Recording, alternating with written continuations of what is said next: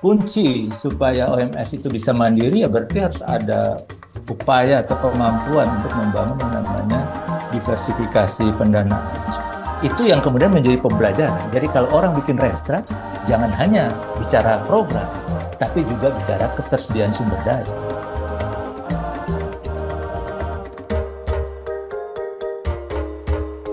Baik, terima kasih kawan-kawan semuanya, kawan-kawan Lokadaya.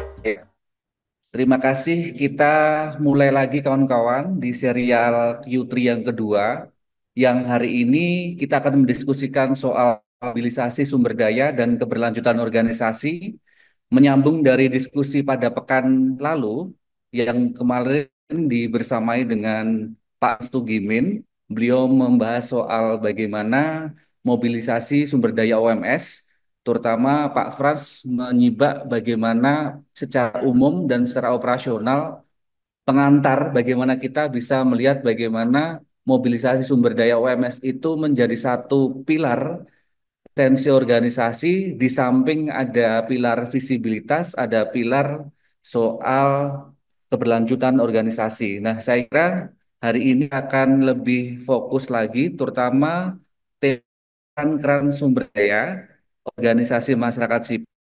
Kalau kita bicara soal keran itu, maka kita soal diversifikasi pendanaan. Yang ini menjadi salah satu strategi kunci bagi OMS untuk kemandirian keuangan dan menjaga keberlanjutan program-programnya. Nah, saya kira kita akan masuk ke situ kawan-kawan dan semoga teman-teman nanti sembari nanti akan diuraikan, dipaparkan oleh Pak Jos Korputi dan Pak Frans Tugimin, kawan-kawan juga perlu menyiapkan nanti ketika ada gayung bersambut pertanyaan baik itu tulisan maupun tulisan lewat kolom chat itu dipersilakan untuk disampaikan. Dan tanpa berpanjang-panjang, saya serahkan waktu kepada Pak Jos Korputi. Dipersilakan. Silakan Pak Jos. Terima kasih, Pak Roni. Selamat siang, selamat sore buat kita semua ya.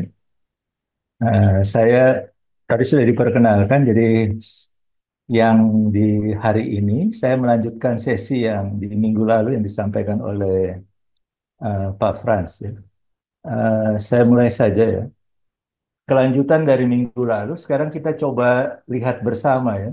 eh, Apa saja sebenarnya sumber daya yang bisa kita lihat, kita jadikan sebagai potensi. Tapi saya akan memulai dengan kita coba lihat sama-sama tinjauan perkembangan sumber daya yang dimiliki oleh organisasi masyarakat sipil. Dan ini saya ambil dari dua penelitian yang pernah dilakukan oleh Lokadaya. Yang pertama, ini studi programatik Madani tentang mobilisasi sumber daya dan keberlanjutan keuangan OMS lokal di Indonesia. Studi ini dilakukan oleh Indonesia untuk Kemanusiaan, IKA, Jakarta pada Januari sampai April 2021. Ada beberapa hal yang menurut saya kita perlu lihat ya sebagai background atau latar belakang dari diskusi kita siang ini. Yang pertama, kalau kita perhatikan, ini hasil studi ya, saya coba tunjukkan hasil studi ini.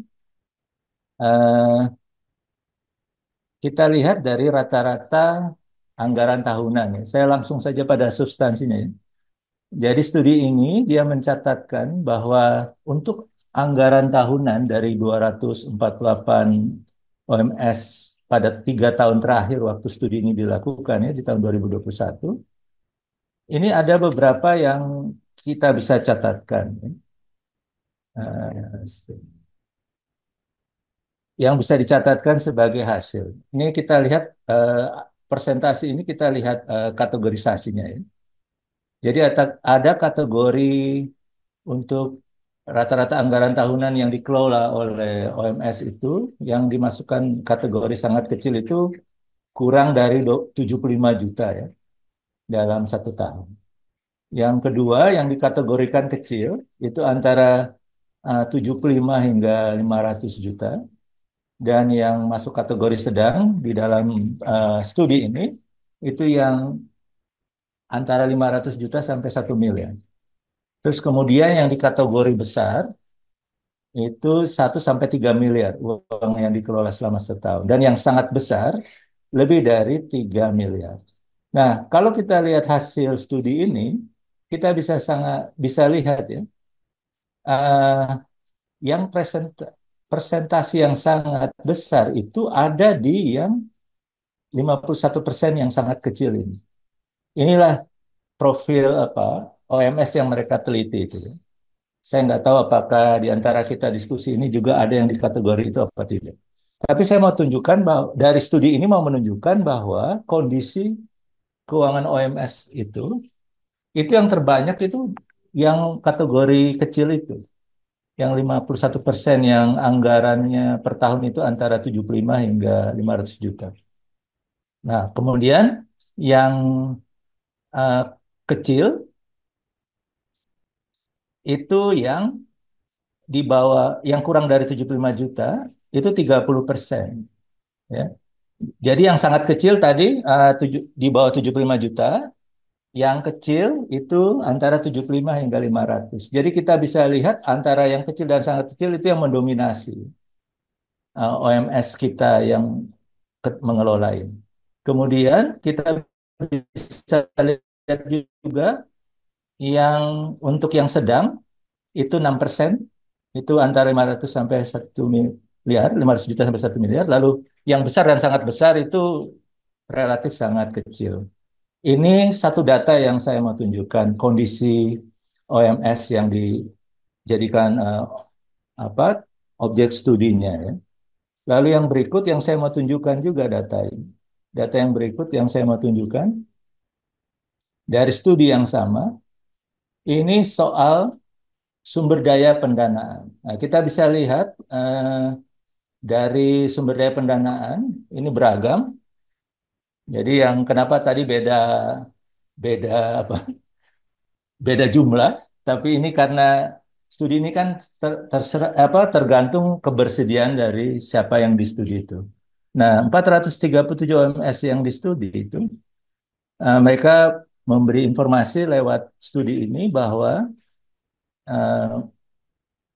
46% itu anggarannya dari internal organisasi. 46%. Yang dari donor atau lembaga internasional itu ada 21%. Ada juga dari pemerintah daerah, itu 15%. Pemerintah pusat 6%. Swasta ada 8%.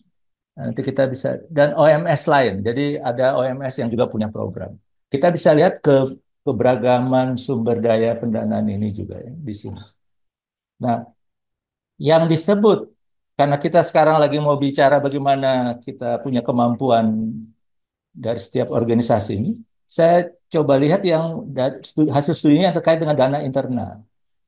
Nah, karena dana internal ini terbesar ini, 46% dari studi ini.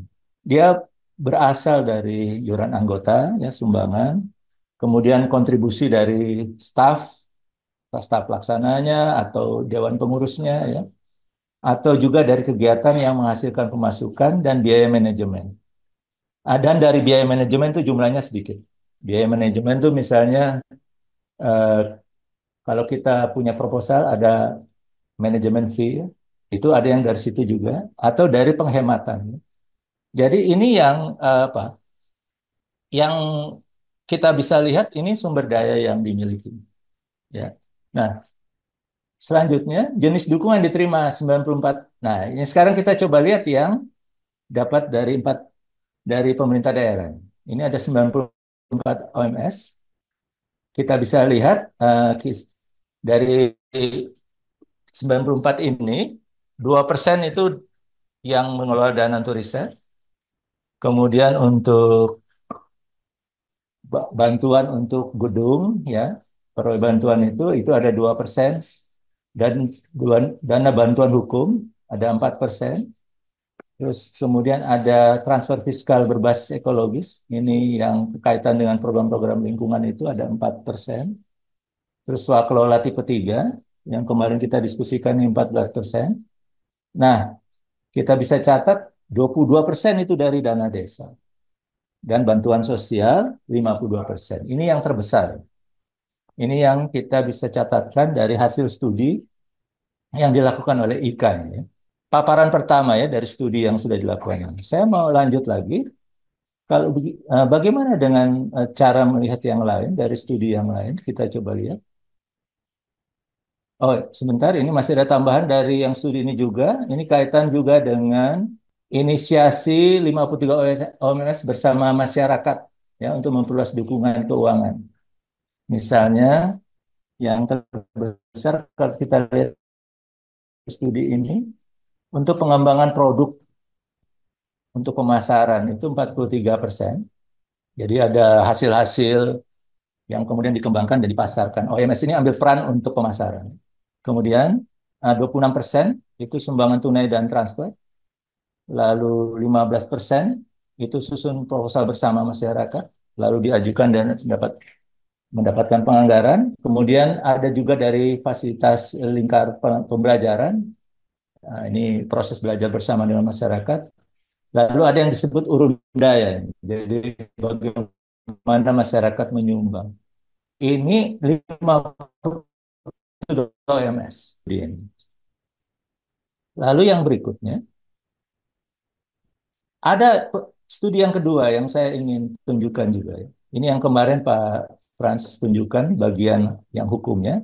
Tapi karena kita hari ini bicara soal sumber daya, maka saya ambil dari dua bagian saja yang dilakukan studi ini, yaitu studi Indeks Keberlanjutan Organisasi Masyarakat Sipil Indonesia. Ini dilakukan tahun 2023. Pengukuran ini dilakukan pada 509 OMS oleh Konsil LSM Indonesia dan Infit tahun 2023. Ini diterbitkan oleh Konsil LSM Indonesia, Yayasan Penabulu, dan Perkumpulan Lokadaya. Mari kita lihat beberapa hasil yang bisa kita catatkan. Yang pertama, Indeks Keberlanjutan Masyarakat Organisasi Masyarakat Sipil ini adalah laporan yang mengukur perkembangan keberlanjutan OMS ya dengan menggunakan 7 dimensi dan 36 subdimensi. Nah, ketujuh dimensi itu ada dimensi lingkungan hukum, kapasitas organisasi, kemampuan finansial, kemudian advokasi, citra dan citra publik, ya, penyediaan layanan, infrastruktur sektoral. Nah, laporannya ini disusun setiap tahun dan yang tahun 2023 ini yang dihasilkan dia akan apa ya bisa menjadi sumber informasi yang berguna bagi OMS, pemerintah, lembaga donor, akademisi dan lainnya yang ingin lebih memahami dan memantau aspek kunci keberlanjutan OMS. Nah, laporan ini dikembangkan oleh USAID. Nah, yang saya mau lihat sebenarnya ada dua, ya, karena kaitan dengan OMS kita. Yang pertama itu soal kapasitas organisasi. Kita bisa lihat hasil survei ini, indeks kapasitas organisasi ini terjadi eh, di angka 3,7 ya. Kalau dalam indeks ini makin kecil angkanya itu makin baik. Jadi artinya dari 2019 ke 2023 ada kenaikan 0,2 ya sehingga indeksnya menjadi 3,7. Nah, kita bisa lihat di sini apa yang bisa diterangkan dari ini. Jadi yang pertama ya, skor kapasitas organisasi pada indeks keberlanjutan OMS Indonesia tahun 2023 itu kalau kita lihat 2021 2023 itu stagnan. 2022 nggak diadakan pengukuran karena ada COVID. Jadi 2021 dan 2023 itu dia stagnan di angka itu. Dan ini menjelaskan bahwa masih dalam kategori keberlanjutan berkembang. Ya. Nah, ini penjelasannya seperti ini.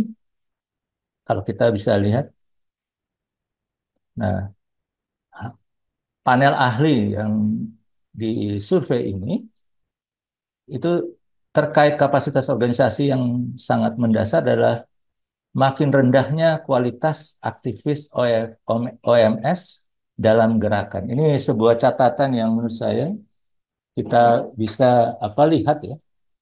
Kita bisa lihat dari catatan ini bagaimana OMS itu ternyata menurun kualitas dalam hal gerakan. Tapi ada penguatan di sisi yang lainnya. Ya, kalau dibaca itu adalah penguatan di yang terkait profesionalisme staf. Jadi ada kecenderungan OMS itu menguat soal tata kelola organisasinya, ada penguatan. Manajemen proyek makin lebih baik, dan hal-hal yang terkait administrasi organisasi makin baik. Tapi ada kecenderungan kualitas gerakannya makin menurun. Ini catatan dari uh, survei ini ya. Sehingga ini bisa kita lihat apa hubungannya kalau begitu antara perbaikan manajemen sama kualitas gerakan. Apakah ini kan kemudian menjadi pertanyaan ya, apakah uh, gerakan itu yang utama atau manajemen yang utama? Ini kan kemudian menjadi pertanyaan yang mestinya setiap lembaga akan menjawabnya. Atau manajemen itu hanya alat supaya gerakannya menjadi lebih kuat, menjadi lebih terstruktur, menjadi punya uh, uh, daya dukungnya, kira-kira gitu ya. Ini panel ini mengajak diskusi sebenarnya dari proses ini, sehingga itu kemudian menjadi otokritik kita ya. Kalau kita lihat lihat di bagian sebelah ini yang subdimensinya itu berarti kan ada soal konstituennya diurus bagaimana, renstranya kayak apa, ya. Itu itu yang kemudian bisa menjadi pertanyaan-pertanyaan dari kita semua. Uh, Survei ini membantu kita menemukan itu.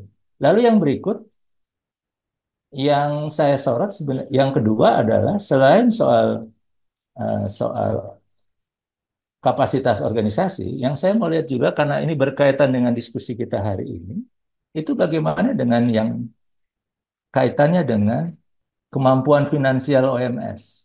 Ya, yang disurvei ini ada 6 subdimensi sebenarnya. Bagaimana lembaga punya kemampuan diversifikasi, ya, akses ke berbagai sumber pendanaan, terus kemudian bagaimana dukungan lokal dibangun, bagaimana kemampuan terhadap kemungkinan dapat dukungan dari luar negeri, bagaimana fundraising dilakukan, apakah kapasitas OMS tersedia, kemudian bagaimana dengan misalnya kita menjual produk, bagaimana pengelolaannya, hasil dikelola seperti apa, dan bagaimana sistem manajemen kita. Itu yang menjadi 6 hal yang disurvei. Jadi kalau kita lihat hasilnya, ini kita lihat skornya ini, 2021 ke 2023 itu juga cenderung stagnan. Ini mungkin efek COVID ya, yang kemudian membuat setiap organisasi sesudah COVID kan harus mencari cara masing-masing untuk mempertahankan keberlanjutan organisasinya. Dan ini kita bisa lihat kalau begitu dengan skor seperti ini, penjelasannya itu bahwa OMS berada di situasi berkembang namun cenderung terhambat. Ini catatan dari survei ini. Jadi dia situasinya berkembang, bukan level meningkat, tapi hanya berkembang, tapi cenderung terhambat. Apa saja yang kita bisa lihat sebagai catatannya? Ya, yang pertama, faktor yang utama ya, beberapa faktor utama yang mempengaruhinya. Yang pertama bahwa ternyata kita masih belum optimal. OMS yang disurvei ini belum optimal melakukan diversifikasi sumber pendanaan. Jadi belum optimal. Artinya berarti ini ada soal kapasitas, bagaimana memperluas sumber pendanaan atau membuat pilihan-pilihan baru dari sumber pendanaan, itu kemudian menjadi catatan. Yang berikut, memang ini ada penurunan dukungan pendanaan dari luar negeri. Ini soal politik apa ya, geopolitik kita lah ya, pengaruhnya ya. Jadi sesudah Indonesia bergabung dengan G20, saya bisa mencatat berdasarkan pengalaman itu sejak 2011 itu bantuan-bantuan besar dari Belanda misalnya itu dihentikan karena Indonesia dipandang sebagai negara yang bukan lagi negara berkembang yang patut dibantu. Itu kan karena ada apa ya, mungkin karena ada diplomasi Indonesia ke luar negeri itu yang membuat ada beberapa negara yang selama ini mendanai program-program ini, kemudian yang memandang bahwa Indonesia memang sudah tidak patut untuk dibantu. Jadi dari yang saya alami juga saya pernah mendengar juga bahwa misalnya Oxfam Novib yang dari Belanda itu dia memutuskan tidak membantu lagi Indonesia secara besar. Tapi mungkin ada beberapa program yang tematik saja. Tapi yang program yang besar-besar seperti sebelum 2008 ya, itu dihentikan.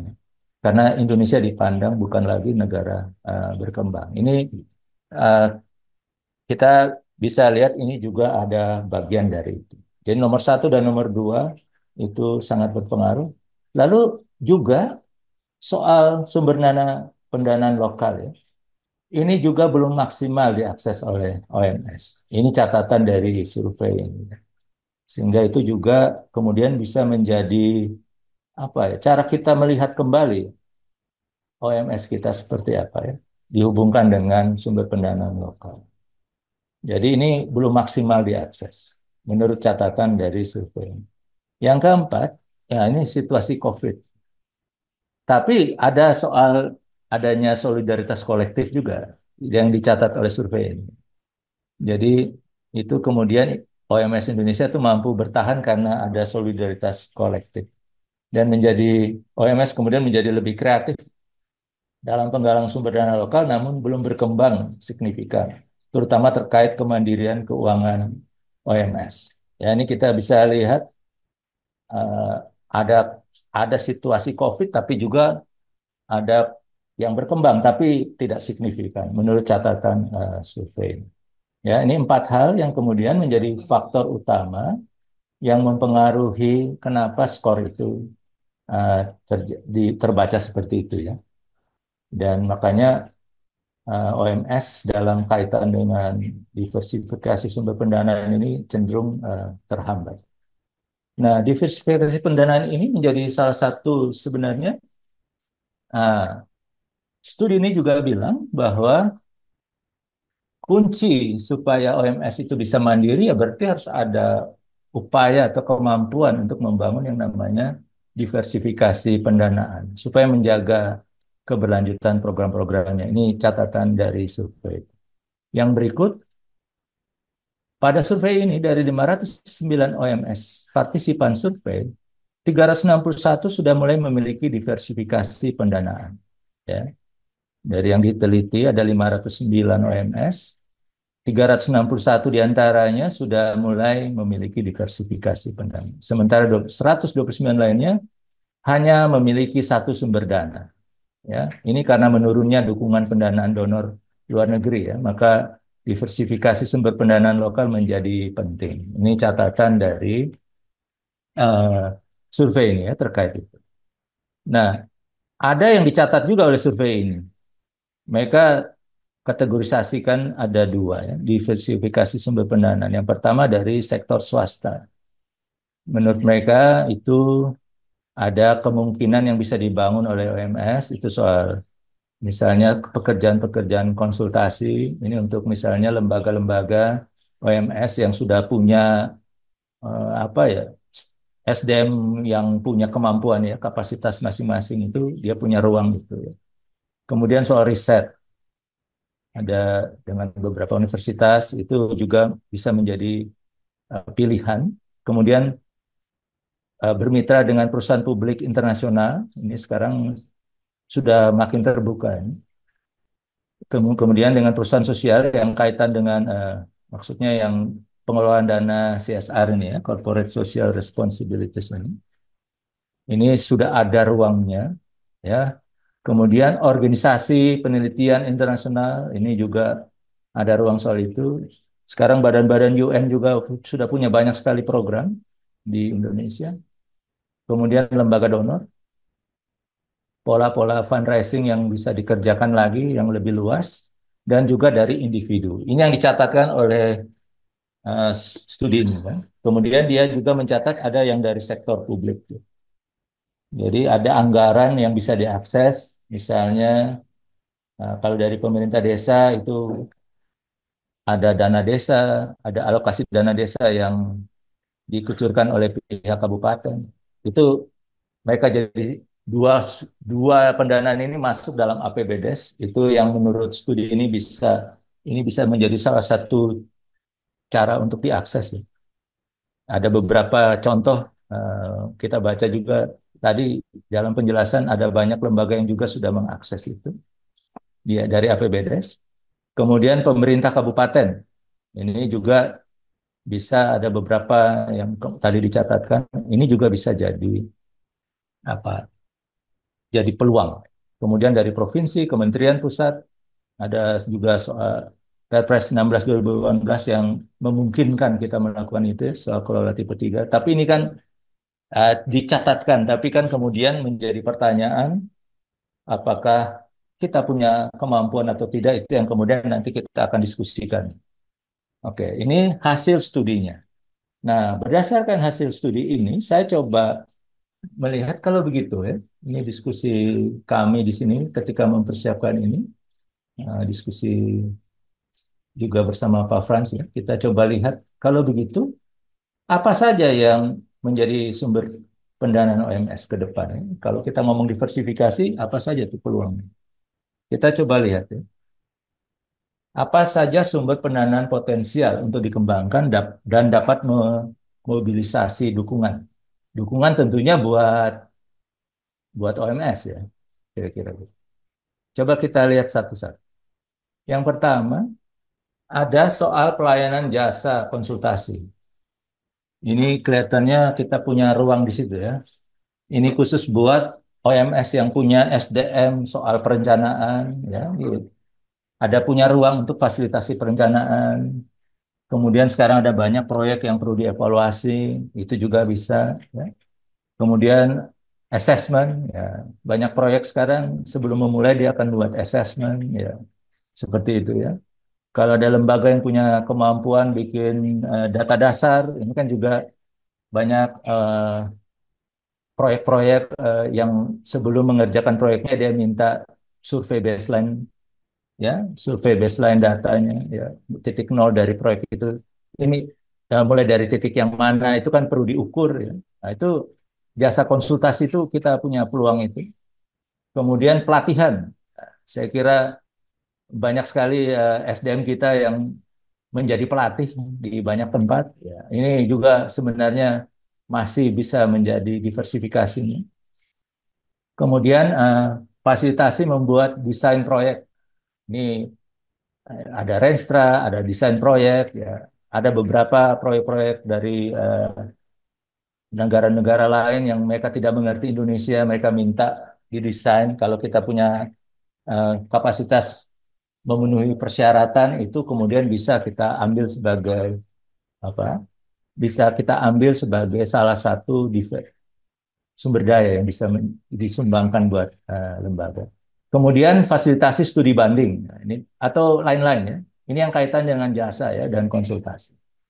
Dan kalau ini kita bisa lihat pengguna jasanya bisa CSO, bisa NGO Indonesia, bisa internasional NGO, ya. Kemudian bisa lembaga dana, para lembaga-lembaga donor itu, atau lembaga pemerintah. Ya. Banyak kabupaten baru, ya ada yang masih belum firm misalnya soal evaluasi partisipatif itu kayak apa. Ini ada ruang-ruang itu ya sebenarnya. Tinggal kita membacanya. Apakah ruang itu ada yang bisa kita akses apa enggak. Kemudian perusahaan ya, dana CSR.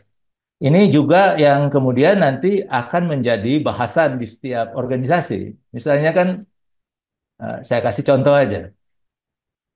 Boleh nggak kita ambil dana CSR dari perkebunan kelapa sawit, misalnya. Nah, itu diskusi yang akan menjadi diskusi besar itu. Tapi itu harus dikembalikan kepada setiap organisasi membuat keputusan, ya. Karena masing-masing organisasi akan punya cara pandang dan dia harus konsisten sama cara pandang, ya. Sehingga ini kemudian bisa dilihat. Saya mau bilang seperti itu. Jadi ada ada tawaran, tapi juga ada prinsip yang kita punya, kan gitu ya. Nah, tinggal ini yang harusnya kemudian menjadi diskusinya. Nanti sesudah ini kita akan lihat bagaimana yang kita bicarakan ini, bagaimana kalau kita hubungkan dengan organisasi.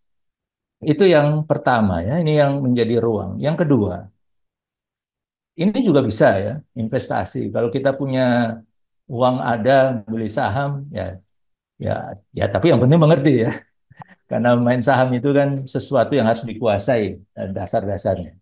Tidak bisa langsung, oh ini bisa. Ada banyak pengalaman orang yang main saham karena tidak mengerti, akhirnya dia bingung juga untuk mengatasi eh, dampak dari kerugiannya misalnya.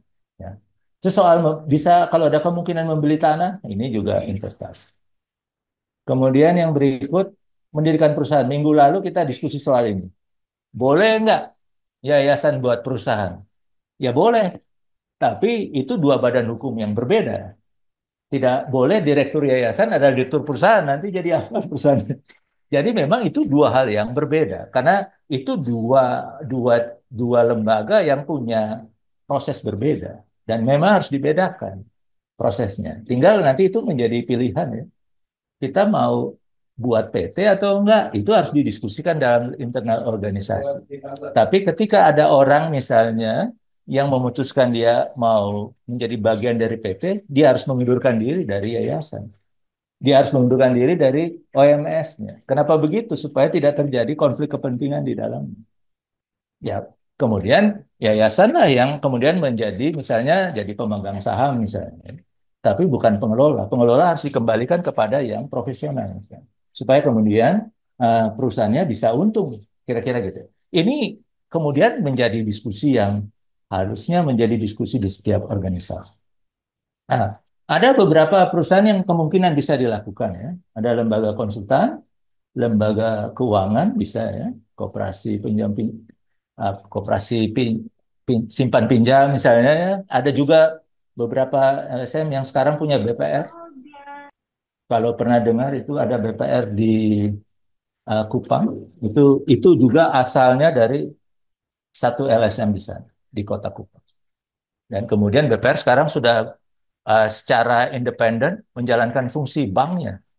Ya, kemudian nanti sisa hasil usahanya dihitung setiap tahun untuk menjadi biaya operasional atau biaya program dari si lembaga yang membentuk tadi. Tapi yang yayasan tidak bisa mengambil keputusan apapun di BPR karena mekanisme BPR yang berfungsi. Kira-kira begitu cara melihatnya. Eh, kalau di antara kita berpikir mau mendirikan perusahaan, memang benar-benar harus ada garis batas yang jelas di situ ya supaya kita memang akan ada dua lembaga yang akan berfungsi dengan fungsinya masing-masing, dengan aturannya masing-masing. Tinggal alat kontrolnya kan sebenarnya kalau kita jadi pemegang saham itu yang menjadi alat kontrol. Saya kira itu yang ketiga. Yang keempat, ini usaha produktif. Saya kira kita yang berada di setiap wilayah pasti punya punya data soal ini. Kira-kira kalau mau berusaha produktif ada nggak kemungkinan itu? Ini harus didiskusikan dengan baik. Oke. Yang berikut, crowdfunding. Ini dari dana publik ya. Bagaimana pengumpulan dana publik? Eh, ini nanti diskusinya minggu depan dengan Pak Frans. Akan lebih banyak crowdfunding.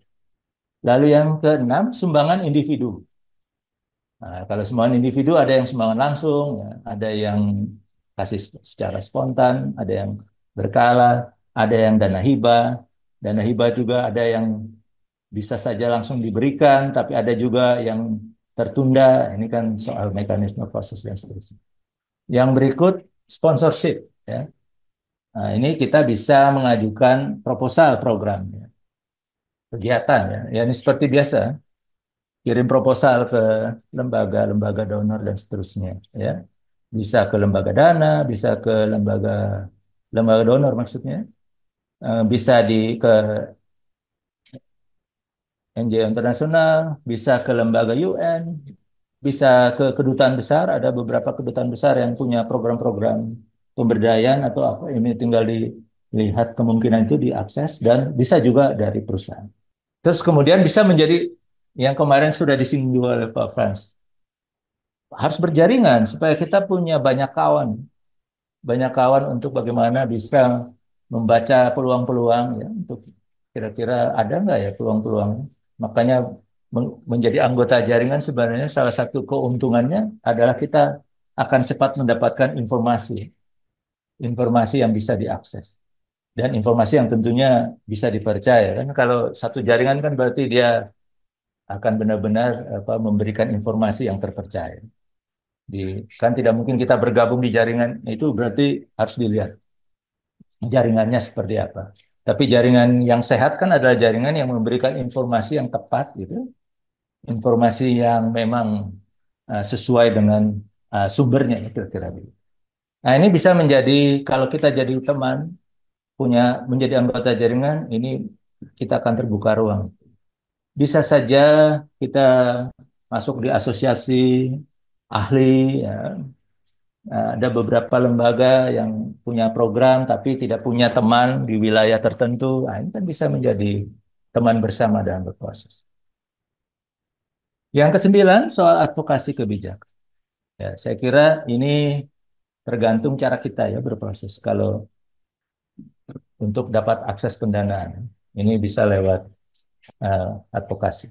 Nah, itulah ada 9 kira-kira yang dari proses eh, diskusi kita minggu lalu dan hari ini kira-kira yang kita bisa lihat sebagai sumber dana pendanaan potensial ya, yang punya potensi untuk dikembangkan. Oke, sekarang saya mau lanjut dengan kalau begitu, kan ini kita sudah punya data tadi dan kita sekarang sudah punya beberapa pilihan potensi ini.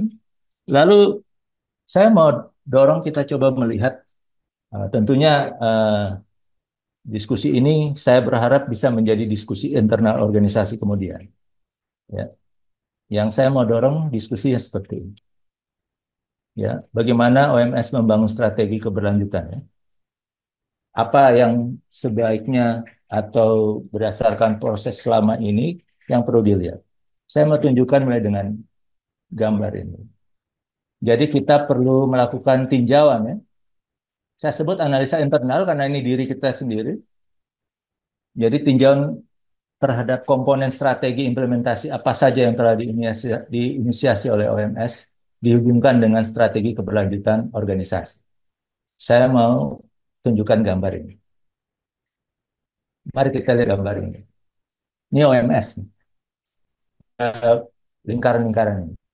Saya mau lihat, mau kita lihat dari yang pertama yang saya mau lihat, tunjukkan ini adalah yang konteks organisasi, ya bulatan yang saya pakai kursornya, konteks organisasi. Kalau kita bicara analisa sumber daya, kita harus bicara mulai dari awal ketika organisasi ini juga dibentuk. Jadi sebenarnya ketika orang bicara Renstra, misalnya strategic planning misalnya, orang bicara visi misi misalnya, salah satu pertimbangan yang harus masuk dalam analisanya itu adalah analisa sumber daya. Sumber daya yang dimiliki atau sumber daya yang potensial dicapai. Itu dari konteks organisasi mestinya sudah sejak awal kita diskusikan itu. Diskusi yang berikut kan di dalam kalau di konteks organisasi kan orang akan bicara nilai-nilai, bicara prinsip. Itu sebenarnya menjadi dasar kita memutuskan apakah kita akan berhubungan dengan siapa atau lembaga apa yang tadi saya kasih contoh misalnya, boleh nggak kita ngambil dana CSR-nya perkebunan kelapa sawit? Itu pertanyaannya dikembalikan kepada organisasi itu. Ketika dia memulai eh, diskusi tentang organisasinya, nilai apa yang dia pegang? Ya itu dikembalikan ke situ. Karena setiap organisasi silahkan memutuskannya. Karena dia kan punya cara pandang ya, ketika organisasinya dilahirkan. Makanya kalau orang bicara sesudah visi kan misi itu kan orang bicara soal dua hal. Soal posisi, soal peran yang mau diambil organisasi. Nah itu jadi artinya diskusinya sudah sangat awal itu. Sehingga orang kalau bicara sumber daya, mestinya sejak organisasi buat perencanaan itulah sumber daya itu mulai didiskusikan. Yang kedua, ini kursor yang di bawahnya nih, ini bicara soal struktur. Struktur organisasi kita seperti apa? Ya, kan biasa organisasi kalau misalnya bilang saja yayasan. Yayasan itu kan punya badan pembina, dewan pembina, atau struktur pembina. Siapa yang ada di situ? Nah, itu yang akan bisa mewarnai ya sebenarnya organisasi itu sendiri. Karena kalau pakai undang-undang yayasan, yang superpower di sebuah yayasan itu adalah pembina. Dia yang bisa menentukan organisasi mau kemana. Kalau struktur itu sejak awal, kita misalnya, makanya orang waktu mendirikan organisasi kan yang bikin pusing kepala itu, yang harus berpikir keras, siapa ya orang yang harusnya duduk di bagian-bagian yang strategis di organisasi? Pembina, ya pengawas, ya pengurus. Kita harus hati-hati memilih, karena itu akan mempengaruhi organisasi itu mau kemana. Terus kemudian budaya yang dibangun. Setiap organisasi punya cara melihat itu. Nah, kita harus firm di situ sejak awal. Ya. Terus bagaimana dengan kepemimpinan organisasi? Ini ada diskusi, nanti boleh kita diskusikan. Ada organisasi yang bilang kalau siapa yang jadi direktur satu lembaga, maka dia siap-siap untuk pensiun. Kira-kira gitu ya. Tidak boleh lebih dari 2 periode. Ada organisasi yang mengatur begitu, sehingga regenerasi akan terus terjadi. Nah, soal-soal seperti ini itu juga akan sangat mempengaruhi. Kita belum ngomong diversifikasi sumber daya. Kalau proses ini kita nggak selesaikan, itu kemudian menjadi basisnya. Nah, ini yang kemudian nanti kepemimpinan itu seperti apa ya dikontrolnya. Kepemimpinan itu seperti apa berproses mengambil keputusan dan seterusnya. Karena dia yang akan memutuskan kira-kira saya mau ngambil sumber daya apa ya. Nah, itu lalu dia berkaitan dengan yang di bulatan berikutnya, yang soal tugas dan tanggung jawab. Ya. Sejauh mana proses itu dilakukan? Ini sebenarnya 3 hal dasar. Lalu yang berikut, ini soal kapasitas organisasi. Kalau kapasitas organisasi, kalau kita mau berhubungan dengan donor, ya kita harus punya kemampuan membuat proposal yang baik. Kalau kita mau apa ya, mau berhubungan misalnya dengan misalnya mau mengakses dana desa misalnya. Ya berarti kita harus punya kapasitas di situ juga. Kapasitas yang misalnya ya harus punya strategi pendampingan supaya sejak musrembang dibuat, kita ada di situ supaya kita bisa ikut bersama-sama memberi kontribusi pemikiran sebelum anggaran disepakati. Kan anggaran harus diusulkan, harus berdasarkan program. Kan prosesnya harus jalan seperti itu. Kapasitas organisasi yang lain kalau kaitan dengan dana publik, kita punya teman siapa aja. Kalau dana desa itu kan berarti harus punya teman paling nggak di dinas pemberdayaan. Nah, masyarakat. Eh, jangan hanya disuruh sama kepala dinasnya, misalnya. Harus juga dengan kabit pemerintahan desa, karena dia yang menjadi ketua kelas dari seluruh pendamping desa.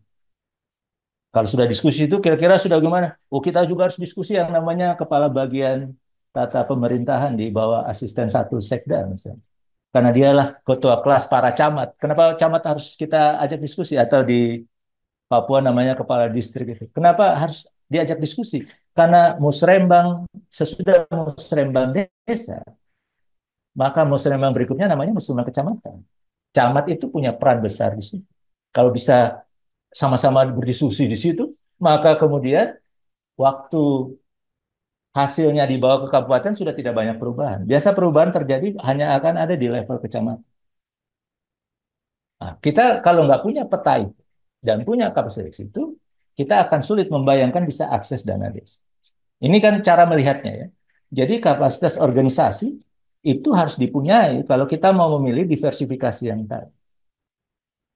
Dari 9 yang tadi, kalau kita balik ke yang tadi, sebentar.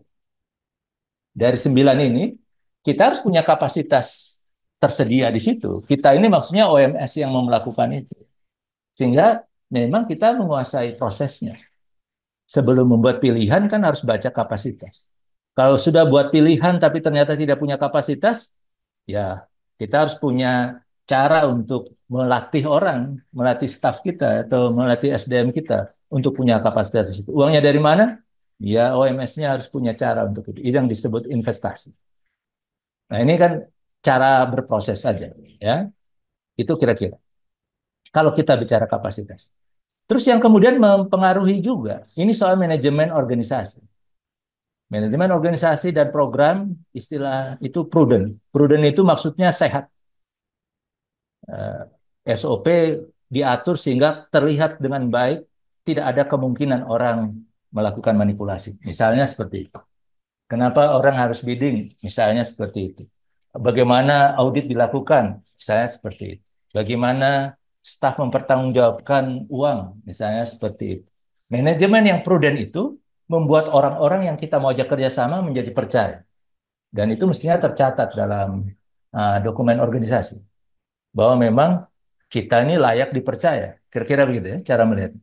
Jadi ini yang kita harus lihat kembali. Yang berikut soal monitoring evaluasi. Saya kira ini juga menjadi sangat penting, ya. Monitoring dan pelaporan itu menjadi sangat penting karena kita bisa tahu kita lagi kuat atau lagi lemah baik secara metode maupun secara substansi. Itu yang kemudian memperbaiki cara kita berprogram, cara kita berorganisasi, cara kita melanjutkan proses kita. Lalu saya ada sebut soal penentuan prioritas berikut. Jadi memang akhirnya dari analisa yang seperti tadi, kalau gitu kita mau prioritas yang mana nih dari 9 pilihan tadi? Atau kita punya pilihan ke-10 yang saya belum catatkan tadi. Misalnya. Ini yang kemudian akan menjadi diskusi internal setiap organisasi. Nah, kalau ini semua sudah kita lakukan, ya kita berjaringan lah. Ini yang bulatan berikutnya. Sehingga ini modal kita sebelum kita berhubungan dengan atau sebelum kita melakukan diversifikasi sumber daya. Modal ini memang benar-benar secara internal kita harus siapkan. Itu yang menurut saya menjadi penting untuk menurut saya. Ini diskusi ini mendorong proses itu terjadi ya.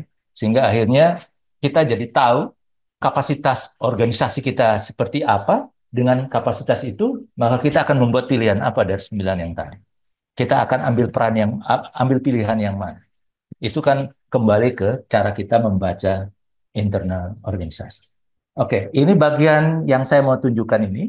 Ini yang kemudian menjadi saya kasih nama saja prasyarat kalau kita mau membangun diversifikasi Pak. Kita harus siapkan itu dengan baik. Yang saya mau lanjut lagi, sekarang coba kita lihat. Kalau kita bayangkan ya, bagaimana polanya supaya kita mau buat analisa ya, mau melihat potensi sumber daya ya, yang kita ambil ya. Kira-kira langkahnya menurut yang saya mau usulkan. Langkah pertama itu kita coba buat pen, apa ya istilahnya? Analisa internal kita ya. Potensi sumber daya yang kita miliki hari ini baik dari eksternal maupun internal. Tadi penjelasan di awal kita bisa lihat mana yang eksternal mana yang internal. Kita lihat itu ya. Kita data itu. Kalau kita sudah punya data itu, kita coba lihat kira-kira apa sih yang menjadi tantangannya ya kalau kita mau kelola itu. Ini saya bilang aja kita perlu sesudah punya data itu, data potensi sumber daya, maka kita analisis sebenarnya tantangan yang kita punya hari ini apa. Kita harus temukan itu, identifikasi saja isu-isunya apa saja. Nah, isu-isu ini yang kemudian kita analisis, ya, kita identifikasi, eh, kita catat dengan baik semua. Nah, ada satu lagi yang sebagai bahan dasar untuk analisis. Soal referensi pengetahuan misalnya. Organisasi kita ini sebenarnya punya kemampuan apa ya? Pengalaman. Organisasi kita ini sebenarnya punya pengalaman apa ya? Terus organisasi kita ini masuk menjadi jaringan apa saja ya? Ini yang kemudian antara potensi sumber daya dengan isu tantangan itu dengan yang referensi pengetahuan pengalaman dan jaringan pendukung itu kemudian kita analisis. Analisis itu supaya kita menemukan strategi keberlanjutan organisasi. Ini kalau mau didetailkan ini kan banyak sekali nih yang dianalisis. Tapi saya mau kasih gambar besarnya saja bahwa ini mau tidak mau dianalisis. Gambar yang lebar yang tadi yang kita dudukan di dalam posisi. Dan saya mendorong kalau orang mau bicara diversifikasi, itu harus menjadi keputusan organisasi, bukan keputusan direkturnya, bukan keputusan manajernya atau siapa, tapi harus menjadi keputusan organisasi. Sehingga itu mestinya organisasi. Ya ini yang menurut saya eh, kalau belajar dari pengalaman ini menjadi penting. Saya dulu pernah fasilitasi Renstra di satu lembaga. Eh, Kalau tahu Pulau Tanimbar itu di Maluku dekat Australia sana. Kami sudah diskusi sekitar 1 minggu. Hasil sudah dapat hasil strategic plan dengan baik, dokumen semua baik. Terus kita sudah selesaikan semua. Lalu kita diskusi malam-malam. Direkturnya bilang ke saya, kira-kira uangnya dari mana ya? Ini kan kita mau bilang, itu yang kemudian menjadi pembelajaran. Jadi kalau orang bikin Renstra, jangan hanya bicara program, tapi juga bicara ketersediaan sumber daya. Sehingga program yang dihasilkan di Renstra itu masuk akal untuk terlaksana. Kira-kira pembelajarannya itu. Nah, itu pengalaman di akhir tahun 90-an itu. Ya, diskusinya seperti itu. Kan sekarang sudah berkembang ya cara melihatnya. Dan saya mau bilang itu sebenarnya secara formal harus menjadi keputusan organisasi. Ini bukan pilihan baiknya direktur, tapi ini pilihan baiknya organisasi. Basisnya yang tadi saya bilang di analisa internal tadi. Itu yang kita nilai bersama ya. Secara jujur kita menilai diri kita sendiri supaya kita bisa punya dasar untuk membuat keputusan tadi. Ini langkah berikutnya di sini. Bagaimana kita memposisikan kapasitas internal organisasi kita dihubungkan dengan keberlanjutan organisasi. Ini yang menurut saya menjadi catatan. Saya lanjut lagi. Ini bagaimana mendudukannya. Kemudian saya mau lanjut dengan kalau begitu, apa saja yang harus kita perhatikan? Ini kadang-kadang terlewat oleh kita tentang pentingnya pengelolaan data, informasi, dan pengetahuan. Kita banyak bekerja, tapi mungkin sedikit mencatat. Itu kecenderungan ya. Saya tidak bilang bahwa semua lembaga begitu, tapi saya bilang ini kecenderungan. Kecenderungan yang menurut saya sangat normal saja karena kita sibuk dengan melakukan proses-proses pemberdayaan dengan masyarakat, pasti kita tidak akan punya cukup waktu. Tapi saya mau bilang bahwa mengelola data, informasi, dan pengetahuan dari proses yang selama ini kita kerjakan, itu sebenarnya menjadi sangat strategis ya, untuk kita bicara soal keberlanjutan organisasi, kita bicarakan soal mobilisasi sumber daya, ini kan kemudian menjadi apa catatannya. Ini yang saya mau tunjukkan ya, bagaimana eh, data informasi dikelola. Ya, kita bisa lihat di sini, ya, bagian atas nih ada yang disebut pengelolaan melalui pendekatan budaya organisasi. Jadi kan kita punya banyak pengalaman. Jadi kita kelola eh, pendekatan-pendekatan yang selama ini dikerjakan oleh organisasi kita.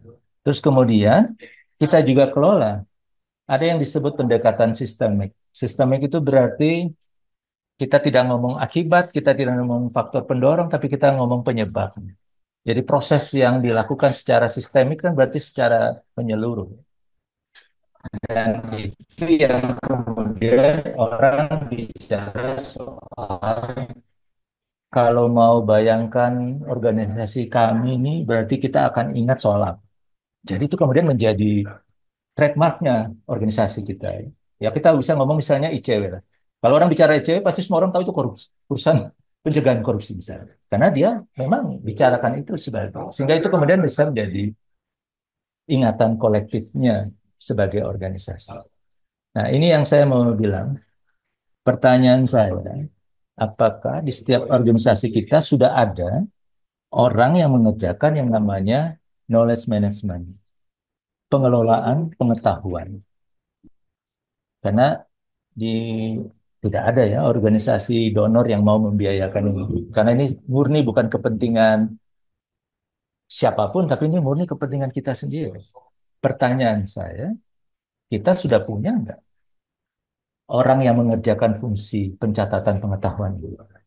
Karena pencatatan pengetahuan itu kalau dihubungkan dengan ekonomi itu aset sebenarnya. Pertanyaannya kemudian sejauh mana kita mencatat. Karena kalau kita bisa mencatat dengan baik, eh, maka orang akan percaya juga dengan proses yang kita kerjakan. Ya, ini eh, s- kalau fungsi eh, pengelolaan pengetahuan ini bisa dikerjakan oleh setiap donor, setiap OSM, OMS, maka ini sebenarnya modal dasar. Ini direkturnya kalau mau ngomong kan dia punya data ya, data yang bisa ditunjukkan dengan mudah. Ya, kira-kira begitu cara melihatnya. Oke, itu satu bagian. Bagian yang kedua yang menurut saya menjadi catatan ketika orang bicara. Ini bagian yang soal bagaimana strategi keberlanjutan dikelola. Saya mau mengulang ini supaya kita bisa lihat bagaimana menstrukturkannya, ya.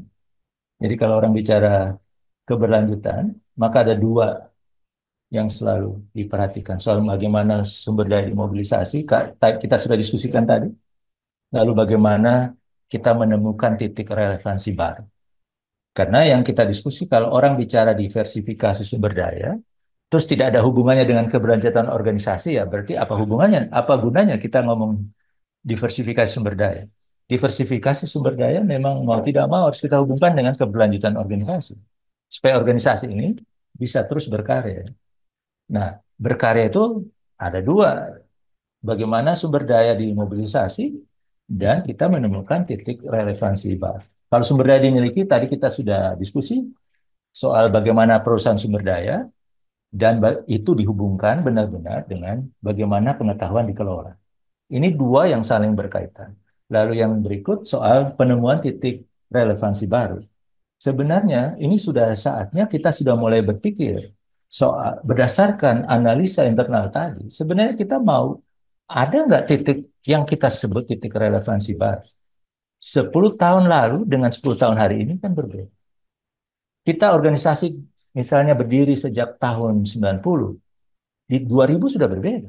2010 berbeda, 2020 berbeda. Berarti kita harus menemukan titik relevansi baru. Tapi hati-hati dengan menemukan titik relevansi baru. Karena jangan sampai kita mencederai sejarah lahir organisasi. Itu kan semuanya mau nggak mau itu harus didudukan. Dan kalau kita sudah bicara titik relevansi baru, ada tiga yang kemudian akan terjadi. Kita buat kreasi baru, kita buat inovasi. Kalau kreasi kan dari yang tidak ada jadi ada. Kita bikin kreasi. Kalau inovasi kan kita coba menginovasi yang kita punya hari ini. Terus reposisi. Apakah kita memang posisi organisasi kita hanya begini saja, atau kita mau mengubah berdasarkan transformasi kecenderungan arah perubahan. Saya kira itu soal apa ya pengelolaan keberlanjutan organisasi. Dan menurut saya ini menjadi catatan yang penting kalau kita mau diskusikan bagaimana sumber daya dimobilisasi. Ini bagian-bagian yang terakhir ini sebenarnya adalah bagaimana itu bisa dipraktekkan kira-kira di organisasi kita. Ini sebagai tawaran, apakah kita, atau jangan-jangan kita sudah melihat ini di sini. Tinggal bagaimana kita melanjutkan saja.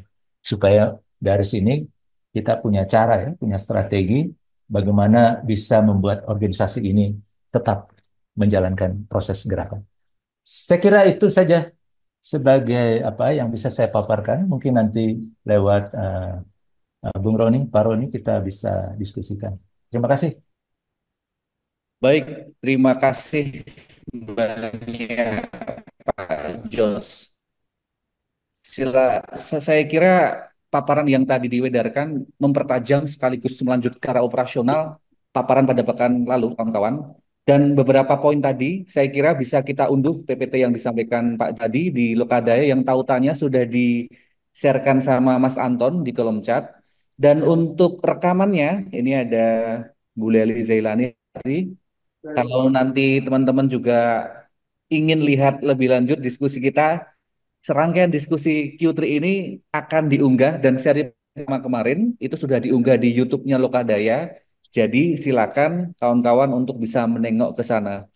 Nah, beberapa poin-poin tadi saya kira bisa kita berikan refleksi, apalagi beberapa catatan yang tadi saya coba tuliskan, misalnya soal tawaran tadi, kemudian ada prinsip bagaimana organisasi juga bernegosiasi. Kalau ada semacam um, potensi pendanaan dari luar tadi yang tadi disampaikan oleh Pak Jo, misalnya dari bagaimana korporasi atau seperti apa, itu bagaimana negosiasi organisasi itu. Mungkin juga ada seperti diskusi kita kemarin, apakah OMS diperbolehkan secara etis membangun atau mungkin menciptakan PT, artinya ada upaya untuk membuat warung untuk PMS sendiri untuk keberlanjutan organisasi yang pada pekan kemarin itu juga menjadi satu diskusi yang menarik karena pertimbangan etis di situ, negosiasinya seperti apa dan sudah ada Pak Tris, silakan Pak Tris, langsung saja ini nyamber, silakan. Iya, terima kasih. Selamat siang Bapak semuanya. Ya, terima Salam kasih. sehat, sehat selalu. Yang menarik sekali tadi disampaikan.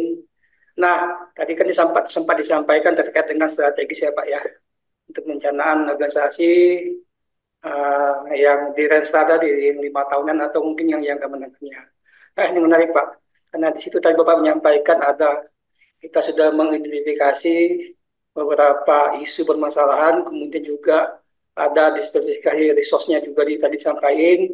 Nah, dari sekian banyak-banyak rencana tadi itu kan kita ada semacam prioritas ya Pak ya, sesuai dengan kapasitas yang ada di lembaga itu. Nah, tentunya keinginan pasti banyak Pak, tapi juga kita harus memikirkan tenaga yang ada, artinya dengan sumber daya yang ada, kemudian tata kelola, keuangan sebagainya, sehingga dapatlah beberapa skala prioritas. Nah, ini menarik Pak. Jadi ketika kita akan menyusun itu, tentunya bukan hanya keinginan saja, tapi juga mempertimbangkan hal-hal lainnya. Nah, ini kita butuh nih Pak, kira-kira seperti apa sih Pak cara menghitungnya? Nah, ini kan selain dari kebijakan setelah kita organisasi, juga kita pikirkan nih kemampuan kita, kemampuan fiskalnya, sebagainya. Jadi mungkin ada suatu kajian sehingga kita akan merumuskan restoran tadi itu betul-betul menjawab permasalahan dan menjadi goal yang bisa dicapai. Nah, itu mungkin harapannya Pak. Nah, itu kemudian setelah ada restoran tadi, ini kan akan terus dievaluasi ya Pak ya. Ya, Tahunan, di dalam tahunan itu kita bisa mengevaluasi yang sudah berjalan. Kemudian juga kita melihat apa kendalanya, kemudian juga apa target-target pencapaiannya. Mungkin ini bisa dilakukan, tadi Bapak sempat menyinggung itu, tahunan Pak. Nah, kalau kita bicara secara internal di lembaga kita pasti melakukan itu sehingga yang sudah dilakukan ini bisa betul-betul apa tadi disampaikan betul-betul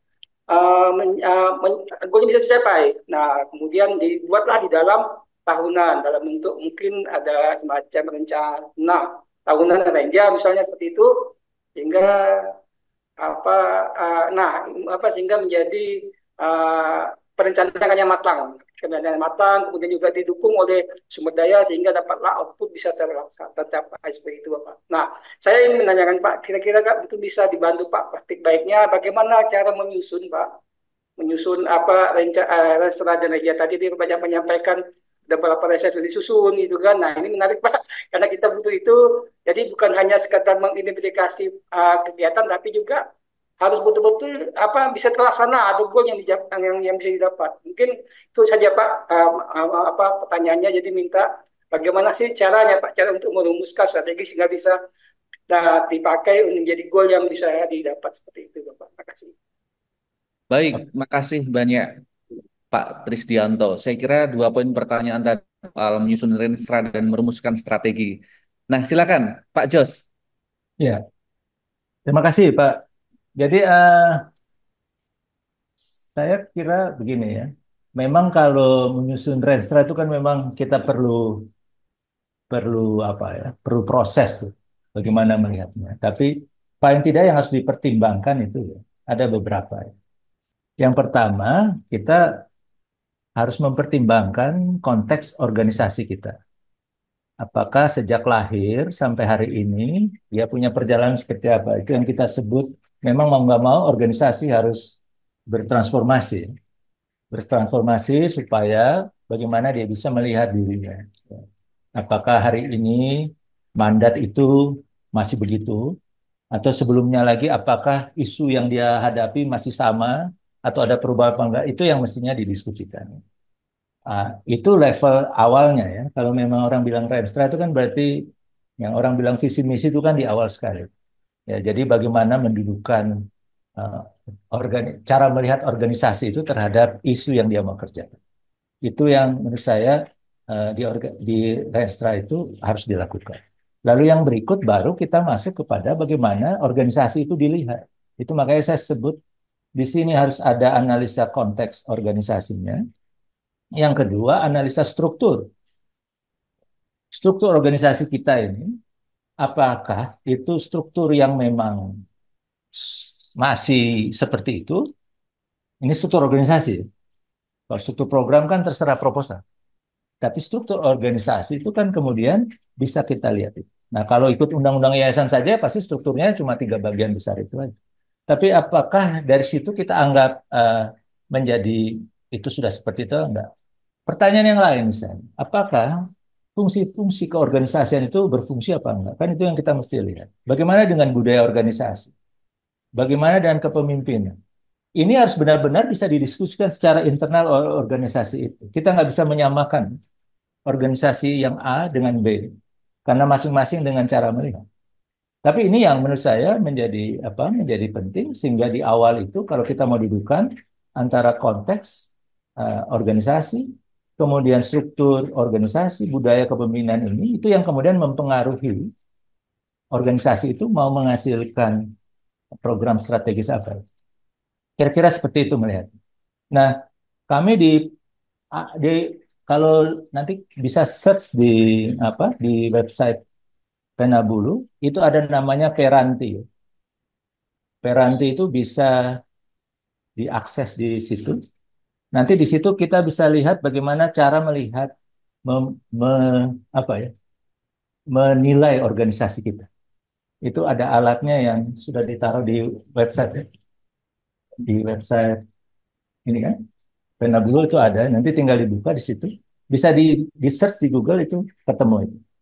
Tinggal ambil itu Peranti itu, lalu duduklah direktur kepengurusan siapa, duduk sama-sama di situ, lalu secara jujur menilai.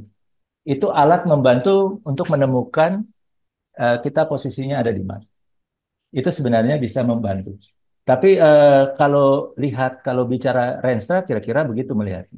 Jadi apa yang dimimpikan dan apa yang menjadi strategi untuk mencapai. Kan kira-kira begitu aja. Nah, soal yang lain menurut saya, jangan lupa menganalisa sumber daya tadi. Sumber daya itu berarti kita harus punya data kapasitas tersedia organisasi kita sekarang seperti apa ya. SDM kita ini punya keahlian apa aja. Kita punya pengalaman mengerjakan proyek berapa besar. Misalnya ya gitu-gitu. Capaian kita seperti apa. Temuan-temuan proses yang kita lakukan di lapangan itu apa saja yang sudah bisa kita catatkan. Dan itu sebenarnya kita bisa identifikasi sebagai aset-aset kita. Ya. Dan itu yang kemudian bisa menjadi pertimbangan ketika orang membangun strategi tadi. Dan ini menurut saya menjadi kadang-kadang kita terlewat di situ karena kita sibuk bahas isu saja, kemudian analisa isu, lalu isu dihubungkan dengan solusi, baru solusi dihubungkan dengan visi misi. Ada satu bagian yang kita selalu lewatkan yaitu analisa sumber daya. Itu yang membuat apakah visi misi yang kita bicarakan tadi itu realistis dicapai atau enggak. Karena basis analisa sumber daya itu menjadi penting. Saya kira seperti itu, karena kalau nanti bicara Renstra itu memang agak panjang, tapi kira-kira melihatnya begitu ya, mendudukannya begitu. Dan kemudian nanti apa Renstra kan bisa sekarang kalau kita punya anggaran, saya dorong jangan bikin Renstra 3 tahunan, tapi minimal 5 tahunan. Karena buat Renstra kan ada anggaran. Tinggal nanti kita mutakhirkan setiap tahun. Cara mutakhirnya ya bikin evaluasi. Rapat evaluasi organisasi. Akhir tahun misalnya kita evaluasi. Kita sudah berjalan seperti apa, lalu buka dokumen Renstra kita, ada nggak yang perlu kita transformasi. Itu yang membuat kita lebih murah dalam berproses, tapi kita tetap up to date untuk memperbaiki. Saya kira seperti itu. Sehingga nanti jangan tunggu 5 tahun dulu baru evaluasi. Lakukanlah evaluasi setiap tahun, supaya nanti dari situ eh, tidak ada yang salah untuk perbaiki Renstra, tidak ada dosanya. Itu kan cara organisasi melihat dirinya, lalu dia membuat penyesuaian terhadap perubahan-perubahan yang terjadi di lingkungannya. Kira-kira begitu ya. Saya kira seperti itu. Kira-kira begitu. Ya, Ya, makasih Pak. Semoga Barangkali membantu ya. Pak Frans, silakan Pak Frans untuk juga turut merespon tadi soal Renstra dan strategi tadi, merumuskan strategi. Silakan Pak Frans. Ya, memang banyak strategi atau cara ya, dan itu juga sangat ditentukan oleh banyak hal.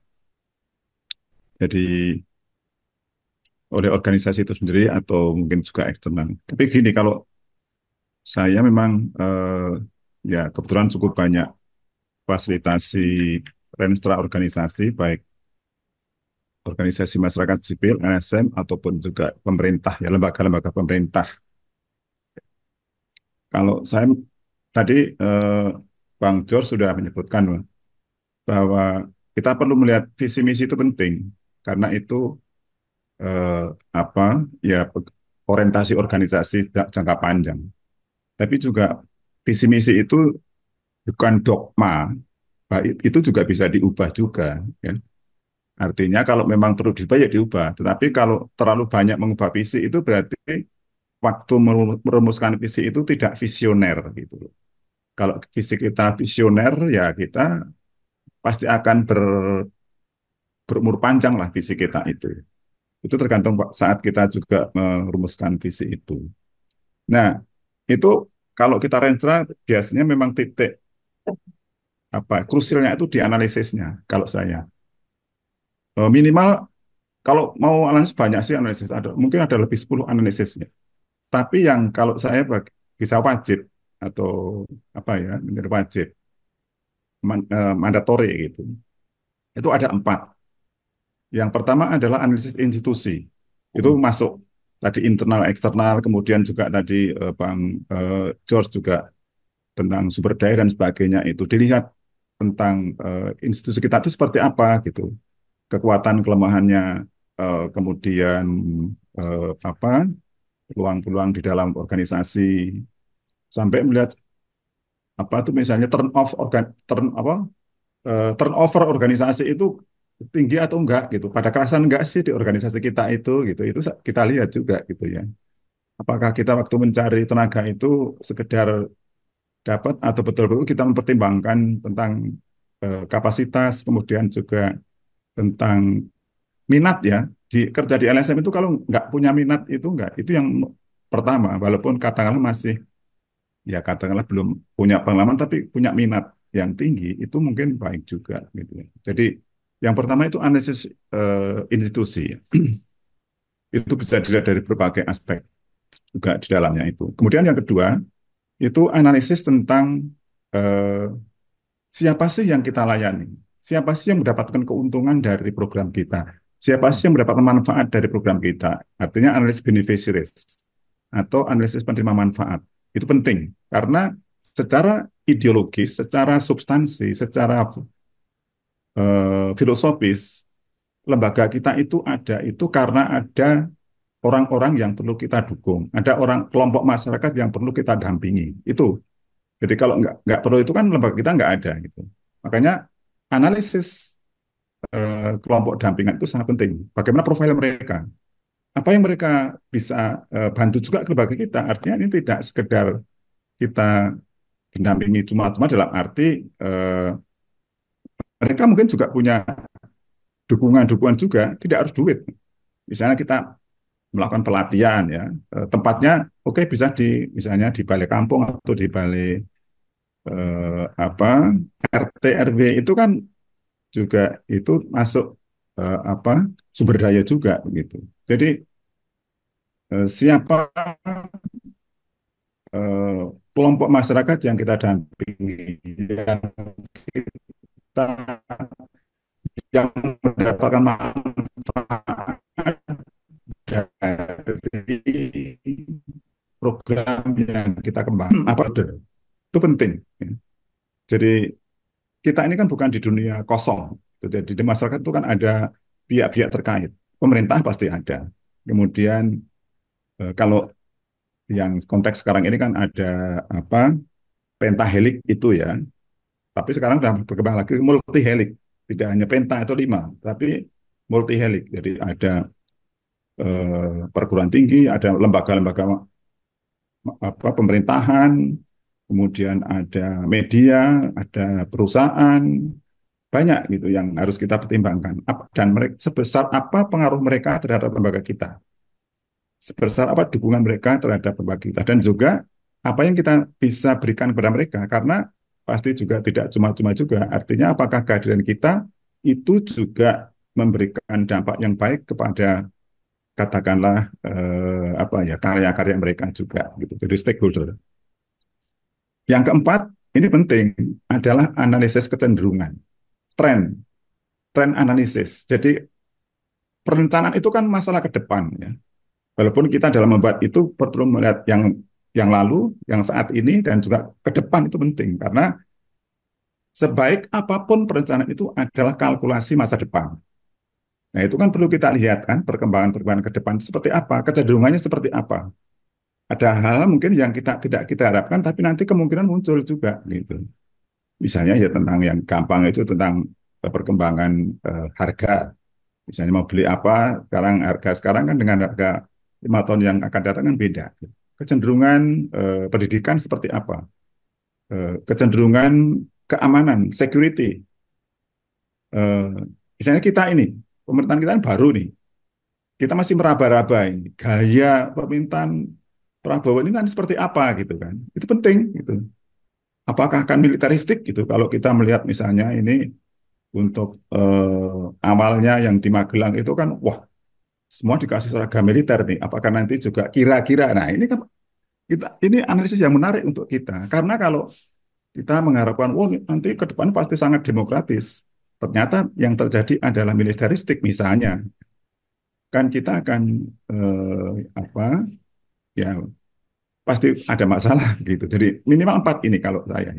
Ada bisa tambah yang lainnya, tapi minimal 4 itu. Jadi eh, tetapi ini juga pilihan-pilihan. Artinya kadang-kadang kan lembaga kalau mengundang itu ini hanya ada waktu 3 hari gitu. Ada waktu berapa hari. Kalau betul-betul baru pertanyaan strategis itu minimal bagi saya itu 5 hari minimal. Kalau bisa 7 hari itu akan lebih bagus begitu ya. Jadi memang karena banyak analisis, kemudian nanti merumuskan yang kecenderungan ke depan untuk menentukan antara dampak, impact, outcome, output itu kan tidak gampang begitu. Ini ya sekedar masukan saja itu, Mas Roni. Atur nuwun. Matur nuwun Pak Frans. Saya kira Pak Tris sudah terjawab ya atau ada gayung bersambut, silakan Pak Tris. Ya, terima kasih Pak.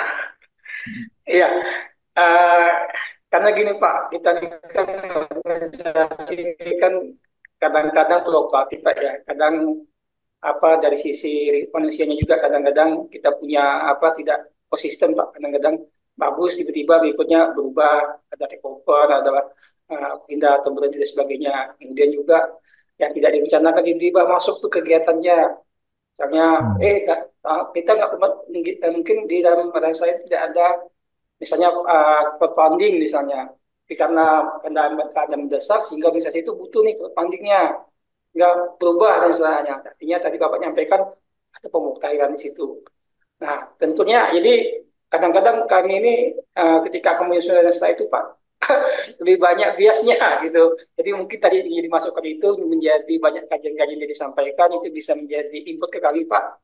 Hmm. Sehingga kita bisa memetakan semua apa uh, permasalahan sebagainya, kemudian membuat perencanaan dana yang lebih matang. Nah itu cuman Pak kadang-kadang juga apa namanya ya kalau secara internal kita mungkin bisa mengubah setelah itu Pak ya. Nah kadang-kadang ketika kita akan mengajukan misalnya ke dana grant itu kan mereka minta tuh ada nggak semacam evaluasi kinerja misalnya dalam bentuk indikator kinerja organisasi IKO misalnya, kemudian juga ada SOP, kemudian juga ada Rensra, ada Renjanya mungkin gitu Pak ya, juga mungkin ada audit keuangan dan sebagainya sehingga apa ya kalau lembaga-lembaga yang sudah kuat itu pasti sudah berjalan secara sistem Pak. Nah kalau Ya. lembaga kami yang masih kecil ini kan ya kita masih juga berpikir bagaimana sebetulnya dengan kemampuan yang ada ini bisa menyampaikan itu. Nah, tadi Hmm. disampaikan banyak masukan dari kami sehingga ya harapannya Pak seperti itu Pak. Kita akan coba melakukan perkuatan-perkuatan tadi. Nah, dari sisi kelembagaan. Kemudian juga satu sisi juga kita lebih berfokus kepada ya misalnya untuk penguatan dengan jejaring, kemudian juga Ya, memberdayakan masyarakat. Nah, kadang-kadang hal-hal yang kecil itu terlupa, Pak. Jadi kita fokus yang outputnya, tapi secara internal kita juga kadang-kadang masih lemah juga. Jadi agak lucu ketika kita akan hmm, memberikan apa ya memuatkan masyarakat, memperkuat OPD misalnya pemerintah, tapi satu sisi kadang-kadang kami juga lupa dengan ya internalisasi diri kami seperti itu Pak. Jadi ini menjadi tantangan juga kami. Nah itu kemudian tadi banyak masukan juga kami Pak, bagaimana melakukan ya semacam kajian-kajian ini menarik karena kami selama ini fokusnya hanya untuk di luar Pak, tapi untuk memang kita masih lemah di situ. Dan itu tambahnya terima kasih. terima kasih. Terima kasih banyak Makasih. atas masukannya. Ya, Coba. makasih Pak Tris. Saya kira ini Bu Leli sudah open kamera ini akan merespon atau bertanya. Silakan Bu Leli. Iya, terima kasih Mas Mas Roni. Selamat sore Pak George. Ya, selamat sore. Apa kabar Pak? Baik, Pak. Sudah lama nggak ketemu. Nggak ketemu ya, Eh, ya udah aman. saya terima kasih untuk diskusi sore ini. Menarik sekali buat saya. Saya merefleksikan perjalanan kami ya di Hapsari sebagai satu organisasi akademik. Ternyata kalau tadi mendengarkan Ini di Riau, presentasi Mbak ya? Riau teman aku. di Medan, Pak. Oh, yang Medan. di Medan. Oke, oh ya. Ya, di Medan.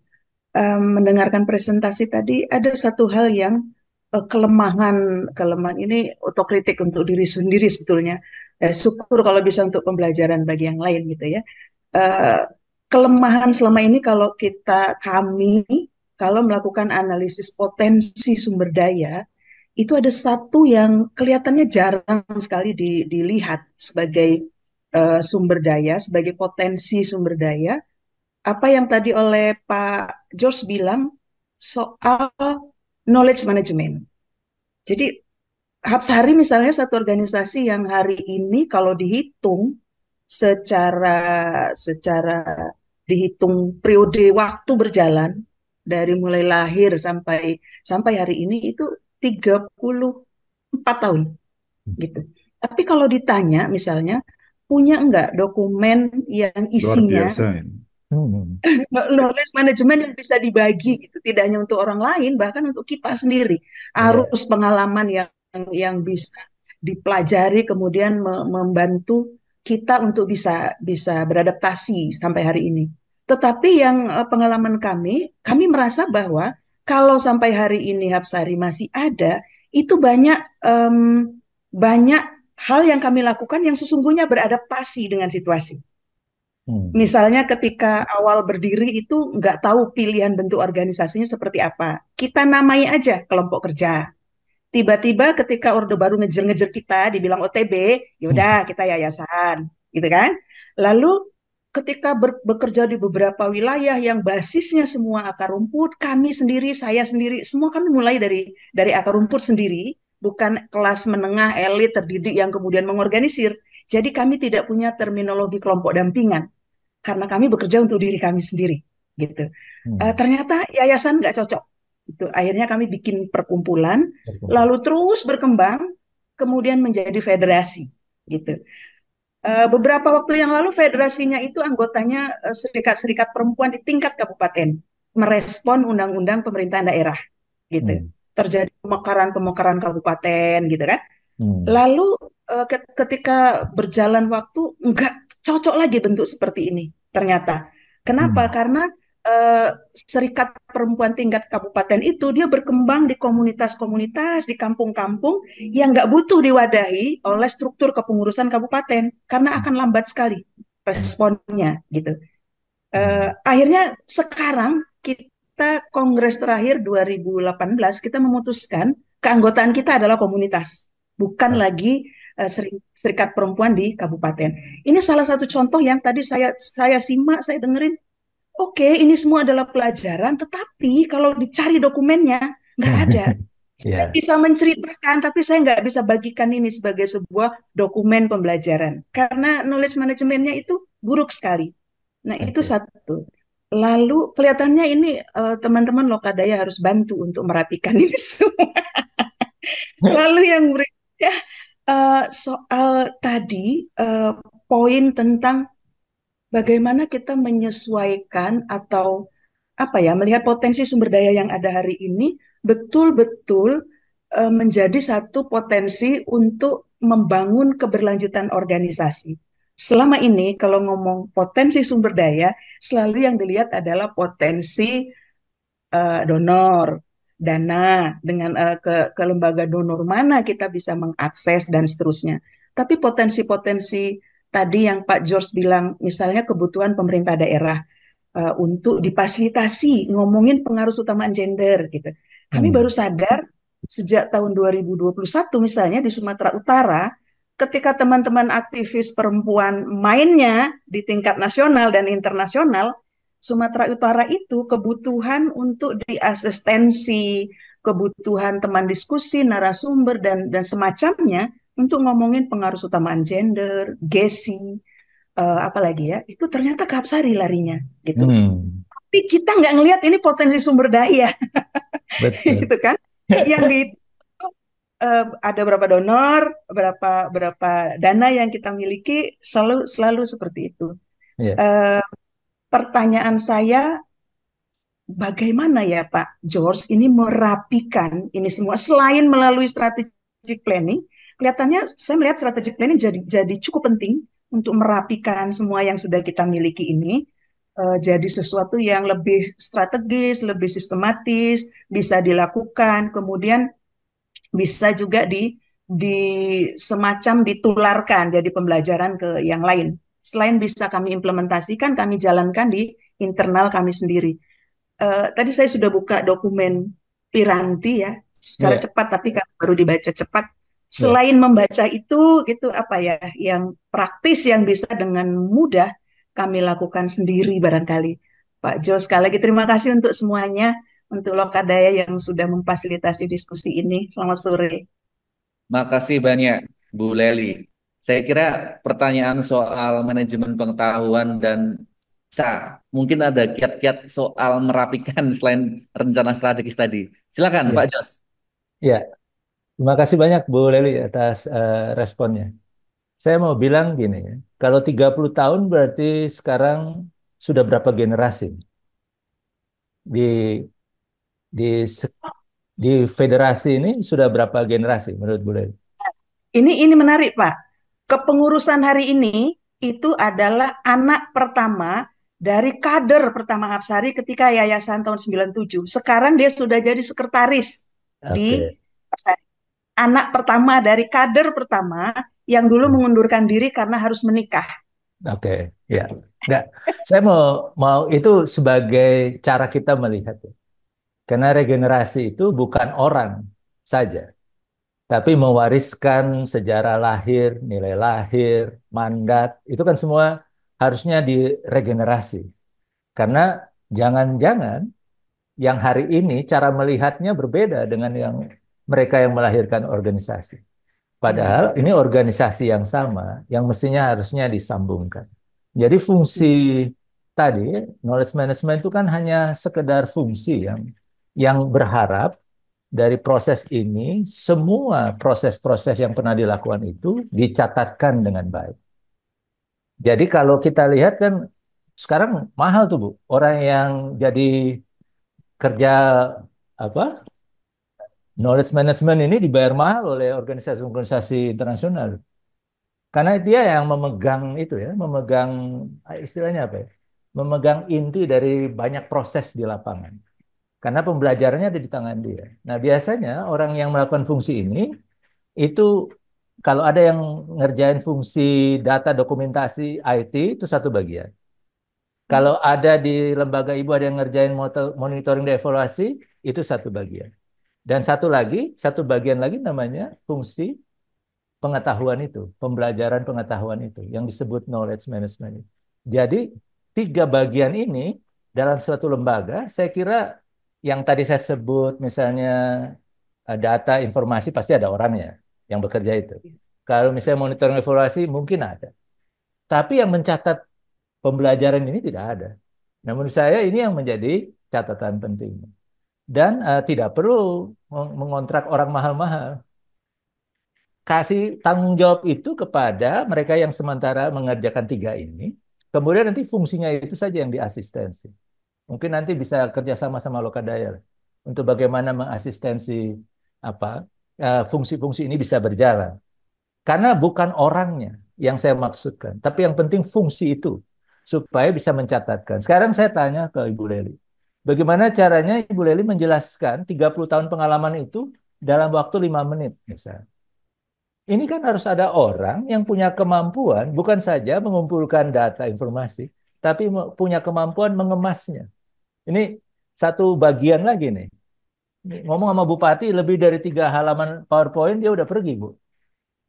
Misalnya ya. Kita bagaimana mengemasnya bisa 1 2 halaman, tapi orang mengerti kita segala-galanya. Ah, itu fungsi itu yang bekerja. Makanya orang dibayar mahal tuh untuk proses-proses itu. Nah, ke depan juga bisa saja ini lembaga bisa melahirkan buku, bisa melahirkan apa metode-metode pembelajaran, bagaimana Getsi dikembangkan. Karena ada istilah gini, Bu. Ngomong gede-gede, tapi kalau nggak ada buktinya, itu nggak ada orang lihat. Jadi presentasi kita harus berbasis bukti. Nah, bukti itu harus diidentifikasi dengan baik, dianalisis dengan baik. Jadi orang tidak lagi baca data mentah, tapi orang baca hasil analisa. Kalau mau lihat mentahnya, pergi aja tuh ke desa itu, nanti ngobrol sama ibu itu, misalnya ya. Jadi orang jadi percaya sama apa yang kita lakukan itu, bahwa ini bukan teori baca buku, gara-gara baca buku Getsi jadi kita ngomong Getsi, enggak, ini ada bukti nih. Nah, pertanyaannya, kita bisa mengelola itu apa enggak? Kalau belum, ya kita kelola sekarang. Saya mendorong supaya itu dikelola, supaya orang bisa lihat betapa besarnya organisasi ini membuat perubahan. Tapi saya juga mau bilang, organisasi mau berubah bentuk nggak ada masalah. Tapi jangan pernah berubah tujuan. Ini kan organisasi hanya alat mencapai tujuan. Jangan jadikan segala-galanya. Yang penting alat ini mencapai tujuan apa enggak. Jadi jangan bermimpi organisasi gerakan ini berubah menjadi organisasi yang kecil itu. Gerakannya harus membesar, organisasinya mengecil dalam fungsi struktur dan seterusnya. Tapi gerakan itu yang dibesarkan. Lalu organisasi akan ambil peran sebagai alat yang bisa menstrukturkan, membuatnya menjadi programatik, membuatnya menjadi punya bagaimana analisa anggaran supaya dia bisa berfungsi. Tapi jangan menjadi segala-galanya. Gerakan itulah yang harus segala-galanya. Organisasi lahir karena kebutuhan gerakannya harus distrukturkan. Kan kira-kira gitu ya cara melihat. Nah, proses pembelajaran itu, kalau knowledge management itu kita lakukan, siapapun yang mau masuk menjadi orang berikut di lembaga Bu Leli, dia harus mengerti ini. Kalau dia setuju, kita sama-sama. Kalau nggak setuju, ya kamu bukan tempatnya di sini. Jadi kita juga bisa menjadi apa? Menjadi alat ukur. Nah, saya kira kayak begitu membangunnya.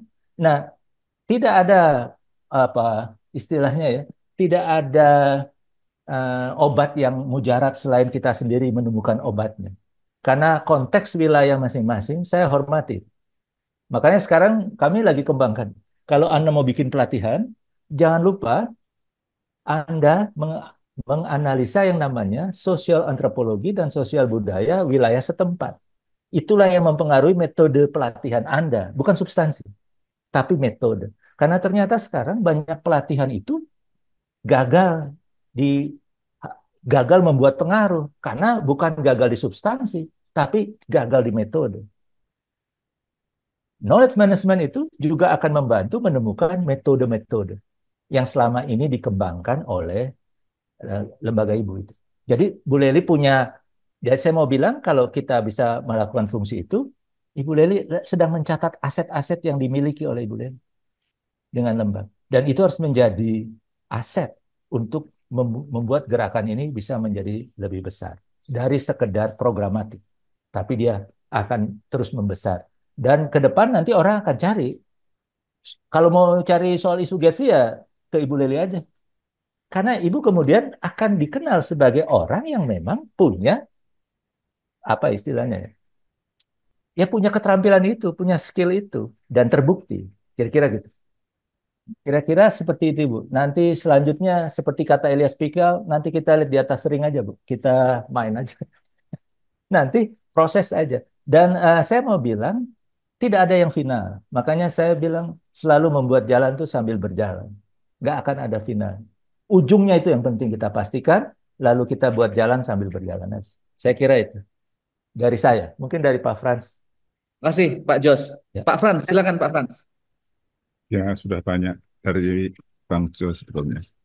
Memang tentang knowledge management ini asik dibahas, tapi prakteknya selalu karena itu aspek niatnya itu yang paling penting sebetulnya. Ya. Aspek niat betul-betul itu. Hmm. Karena sejak dulu kan kawan-kawan LSM ini kecenderungannya lah ya mayoritas lah itu kan memang membuat dokumentasi. Karena kan knowledge management itu basisnya dokumentasi. Hal kecil lah misalnya kita kembali dari lapangannya. Apakah kita selalu menuliskan apa yang terjadi di lapangan atau proses yang kunjungan kita misalnya atau visit kita itu jarang juga sih. Jadi yang ada istilah bitor ya, back to kantor itu loh. Itu kan walaupun poin-poin kita kalau membuat catatan itu penting itu karena kan itu pengalaman yang banyak sekali itu sebetulnya. Nah, mungkin mulai dari situ yang kecil aja. Jadi back to kantor itu kita membuat catatan-catatan yang penting apa yang terjadi di lapangan dan mungkin juga ide-ide yang muncul dan sebagainya itu ya. Padahal ini memang manajemen penting banget menurut saya ya. Jadi kalau kaitannya dengan tadi pengembangan berbagai potensi sumber pemasukan income sumber daya itu. Kami di satu nama punya pengalaman ya. Jadi itu hanya berbasis kalau menurut saya sih berbasis pada itu knowledge management itu Betul. antara tahun 2007 sampai 9 ya. Pokoknya kurang lebih tahun-tahun itulah ya. Hmm. Kami pemasukan di kantor itu yang paling besar adalah kalau tadi kita meminjam istilah yang digunakan oleh subdimensi kapasitas keuangan yang CSOSI itu dan ada eh, pendapatan yang dibayar itu. Nah, kami di satu nama itu tahun-tahun itu justru income dari pelayanan kami untuk dibayar itu jauh lebih besar daripada sumbangan dari lembaga dana. Betul waktu itu. Jauh lebih besar. Dan itu sangat menguntungkan karena kalau itu income kita sendiri kan kita bebas menggunakan kan. Artinya Ya. mau untuk ini itu enggak. Kita tidak perlu negosiasi dengan lembaga dana, tapi itu duit kita sendiri gitu. Karena apa? Pertama memang waktu itu kondisi satu nama ada banyak kebetulan waktu banyak SDM-nya yang bisa dalam tanda petik ya dijual gitu ya. Karena Hmm. punya pengalaman yang dilakukan itu. Nah, itu sehingga memberikan income yang cukup besar itu. Jadi yang meminjam istilah di tadi subdimensi halal itu sangat halal karena itu kan kita sharing pengalaman juga kan sharing pengalaman eh, yang kita miliki betul-betul real yang apa. Jadi kalau misalnya tadi yang juga disampaikan Mas Jos tadi yang ada 10 tadi itu di satu nama itu semua ada itu pengalaman semua itu. Misalnya tadi juga ada investasi investasi dalam bentuk tanah itu kami kebetulan memang kita investasinya konvensional banget nih. Waktu punya duit itu kita beli beli tanah aja Nggak usah dan mikir itu harganya banyak-banyak kan? Di Jogja itu tanah bukan tiap tahun naiknya, tiap detik naik di Jogja itu tanah. Betul. Dan kami betul-betul sangat diuntungkan dengan itu. Waktu padahal hanya ya cara bodoh aja lah. Kita ya pokoknya kalau beli tanah pasti nggak rugi. Itu cuma hitungannya waktu itu. Dan Hmm. karena saya pernah mengalami dalam beberapa tahun itu sudah berapa ya sampai 4-5 kali lipat harga modal kembali itu. Jadi sungguh luar biasa. Gitu. Ya mungkin ada aspek kebetulan juga, tapi ya itu juga saya kira satu hal strategi yang bisa dilakukan. Jadi knowledge management kita harus mulai dari yang sederhana. Kita membukukan apa pengalaman kita dan itu kemudian kita bagikan pengalaman itu karena pengalaman kita kalau tidak kita bagikan juga hilang juga, Mbak. Ya, harus kita bagikan. Kalau kita membagikan pengalaman itu kan kita semakin kaya juga. Ini bedanya membagi pengalaman dengan membagi duit ya. Duit dibagi Hmm. habis. Pengalaman kita bagikan, kita akan semakin berkembang. Kita sendiri akan berkembang. Bertambah pengalaman juga itu. Jadi, maka jangan pelit dengan pengalaman. Saya pengalaman saya begitu. Siapapun kalau yang tanya saya, kalau saya bisa, ya pasti saya kasih, saya beri. Gitu. Itu tambahan sedikit. Ya. Makasih Pak Frans. Saya kira ini Kak Evi nih mau bertanya ini. Silakan Kak Evi. Iya, Ya, halo. silakan. Ya, oke, makasih Mas Roni, Pak Jos, Pak Frans dari Jogja. Saya tertarik tadi ya terkait dengan peranti ya, peranti yang Bapak sampaikan. Eh, 4 tahun yang lalu saat kami membuka lembaga ini, yayasan ini, asal mulanya itu karena kami sebagai staf yang berada di bawah naungan Tidikir Aisyah, begitu ya. Kemudian dipercaya membuka lembaga untuk mendapatkan donor dari Global Fund gitu, membuka sebuah yayasan. Nah, waktu itu ketika kita membuka lembaga baru, kita diasistensi, kemudian dinilai dengan melakukan penilaian Peranti tadi, begitu, 4 tahun yang lalu. Nah, memang itu luar biasa Peranti ya. Kita tahu kemampuan kita mulai dari pengelolaan program, kemudian bagaimana monitoring evaluasi learning, termasuk knowledge management, kemudian fungsi keuangan, kemudian ketersediaan data, dan banyak lainnya yang ada di Peranti. Nah, Eh, pertanyaan saya, apakah peranti ini tadi sudah disampaikan dibuat eh, sering gitu penilaiannya? Nah, bagi kami lembaga penilaian itu sampai sekarang belum ada memang ya. Jadi setelah setelah yang lalu lulus dan dinilai oleh dari SPPI Penabulu yang menilai. Jadi layak apakah nilainya 1 sampai 5 skalanya? Kebetulan saat itu saya dengan PD-nya menjawab angkanya 4 5. Ternyata angkanya 1, dikurangin semuanya gitu ya. Jadi seru sekali gitu. Di kita merasa diri kita mampu sebagai orang yang biasa berorganisasi, tapi ternyata dokumennya mana gitu ya. Itu benar Iya, boleh lihat. Dokumennya mana ketika kita bicara SOP ternyata SOP-nya belum ada. Itu masih SOP selaku program yang lalu. Tapi walau sudah dijalankan, tapi tidak mana buktinya gitu. Mana iya, linknya gitu. Itu habis-habisan saya dibantai terus. Tapi saya senang sekali itu. Jadi saya pede kali ya nilai nilai saya berkelas gitu ya. Karena saya sudah dari 2020 sampai 2. Nah, apakah setiap tahun ataukah berkala bagaimana? Apakah ketika munasnya yayasan atau bagaimana Tanti ini bisa kita nilai kembali, dan siapa yang menilai yayasan ini? Apakah kita panggil konsultan atau dari mana? Saya kurang paham mekanismenya, ataukah dari tim Penabulu ataukah dari mana konsul LSM atau apa? Sehingga dengan ini kita berkala akan menilai dan bisa menambah kita mengetahui posisi yayasan kita ini dalam skala 1 sampai 5-nya berapa, dan di skornya ada diagramnya tuh saya ingat. Jadi saya buka-buka tadi lagi, di mana ini filenya, ini udah 4 tahun yang lalu dibuka 2020.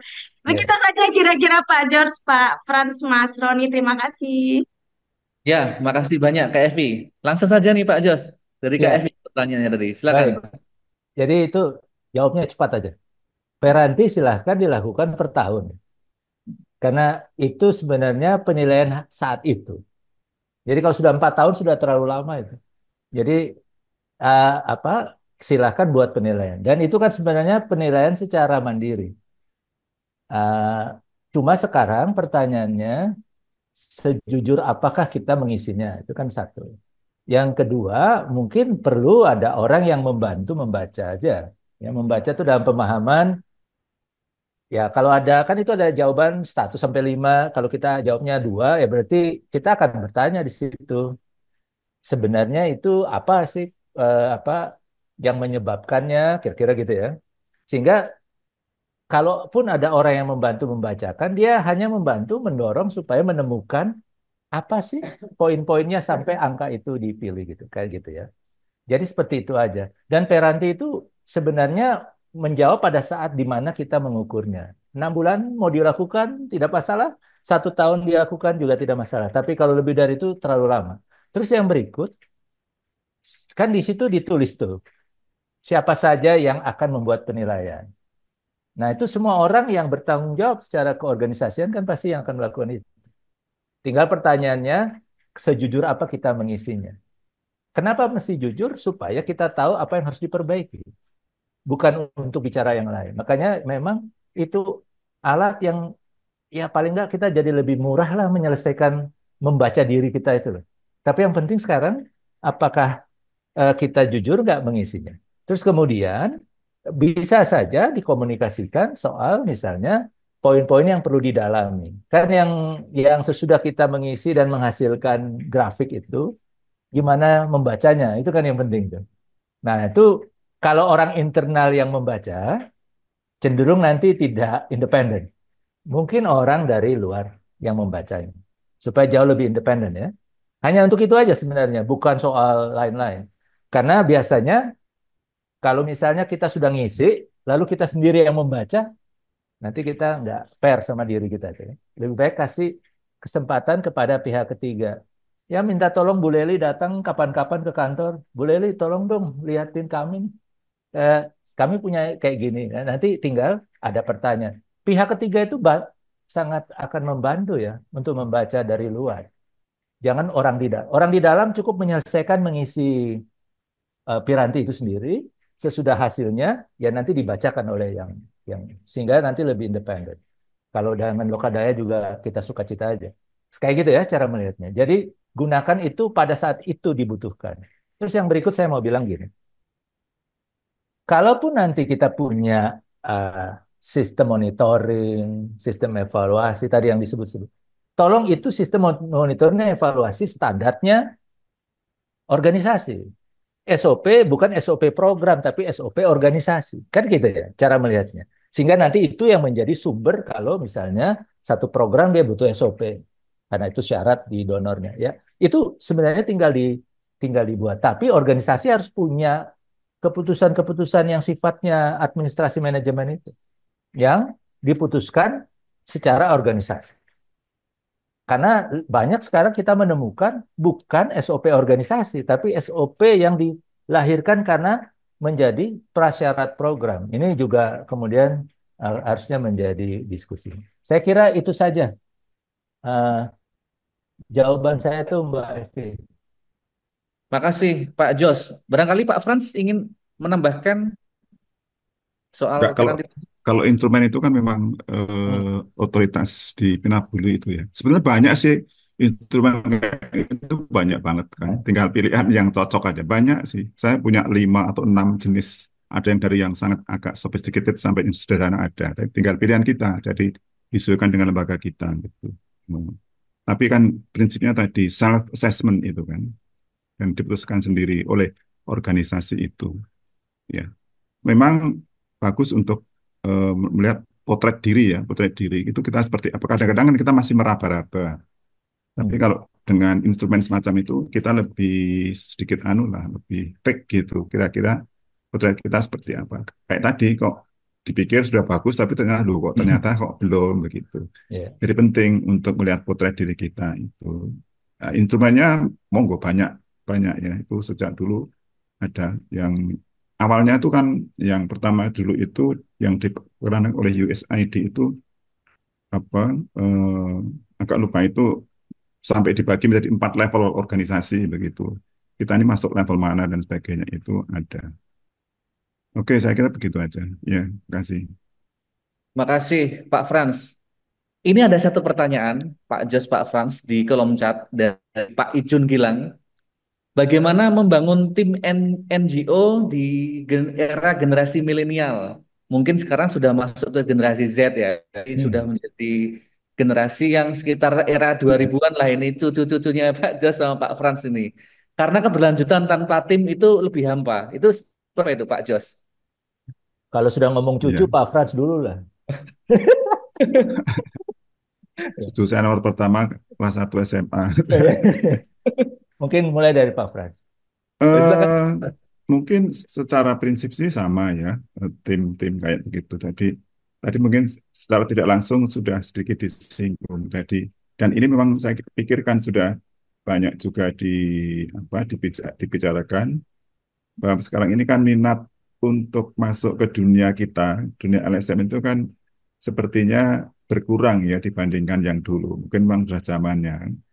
Jadi zaman yang serba cepat seperti ini, orientasi yang berbeda sekarang ini itu kan memang sudah berbeda anu ya zamannya. Jadi eh, kalau dulu kan kita ini yang betul-betul anu ya, berani miskin betul gitu, berani melarat begitu loh.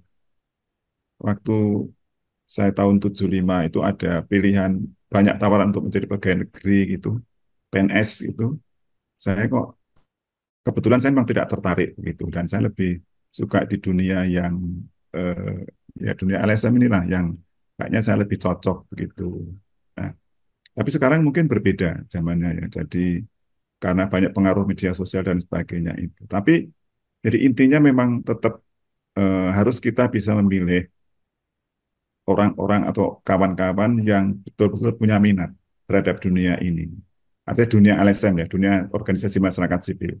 Dunia yang jauh dari gelimbang materi, bahkan ini dunia yang memberikan tantangan yang luar biasa, dunia kepedulian, dunia eh, komitmen, kepedulian kita. Kalau kita nggak punya kepedulian terhadap masalah sosial di lingkungan kita, kita agak agak susah kita masuk ke dunia ini. Jadi yang tadi komitmen itu artinya orang-orang yang tidak begitu materi sih penting, tetap penting, saya setuju. Tetapi itu bukan tujuan utama, begitu. Jadi tujuan kita itu bukan di situ. Gitu. Ya ilustrasi saja, waktu saya kan pindah beberapa lembaga gitu, dari lembaga pertama ke kedua itu, eh, saya sudah nyaman di lembaga pertama. Tadi juga ada pertanyaan di chat itu tentang kita sudah merasa aman, safe itu loh, itu sudah merasa nyaman itu. Nah, di dunia kita kalau kita harus bisa menghindari seperti itu. Jadi jangan sampai kita sudah merasa nyaman, sudah kalau nyaman kita mati itu, kita mati itu.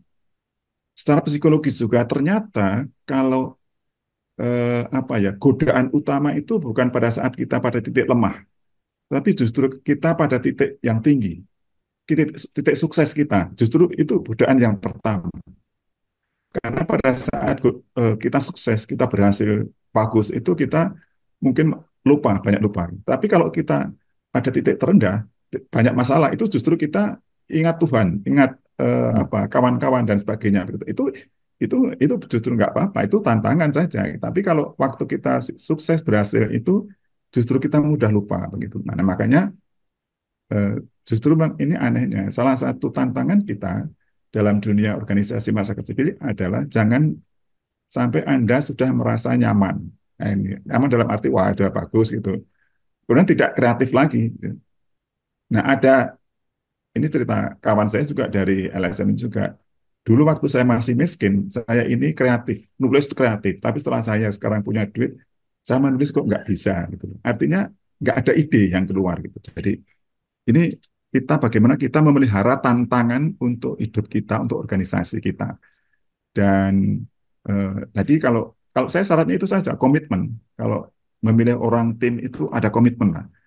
Yang lain-lain itu bisa dibangun lah. Kalau kapasitas, pengalaman itu bisa dibangun. Tapi yang pertama adalah komitmen. Makanya kalau saya misalnya diminta untuk wawancara rekrut orang di kantor atau rekrutmen tenaga itu, yang pertama kali saya tanyakan itu tujuan hidup Anda apa, komitmen Anda apa, ketertarikan Anda apa. Itu yang penting itu. Yang lain-lainnya itu bisa bisa belakang. Jadi saya adalah orang-orang yang punya komitmen, punya ketertarikan akan dunia kita ini. Kalau itu nggak ada ya memang agak susah gitu. Ya mungkin satu dua orang yang punya komitmen itu sudah bisa jadi tim juga. Ini jawaban sederhana, bukan konseptual gitu ya. Itu aja Mas Roni. Makasih Pak Frans. Silakan Pak Jos. Ya, saya nambah sedikit aja. Jadi memang generasi hari ini kan berbeda cara melihatnya ya dengan generasi sebelumnya. Jadi saya mendorong supaya kita juga tidak romantisme dengan masa lalu, tapi kita memang harus bertransformasi juga. Jadi transformasi itu kemudian menjadi ada semacam ujian gitu. Apakah bertransformasi sama dengan nilai-nilai kita abaikan? Kan enggak. Nilainya tetap. Ya. Nilai tetap. Mungkin metode harus bertransformasi. Ya. Cara pandang, ya kita akan lihat proses itu. Jadi generasi hari ini kan mungkin seperti itu melihatnya. Tapi benar yang dikatakan Pak Frans.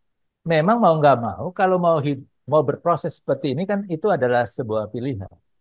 Tapi sebelum mereka membuat pilihan kan kita berdiskusi dulu. Kira-kira gitu ya. Bagaimana menunjukkan cara melihat ini. Karena hari ini kan orang belajar bisa lebih cepat.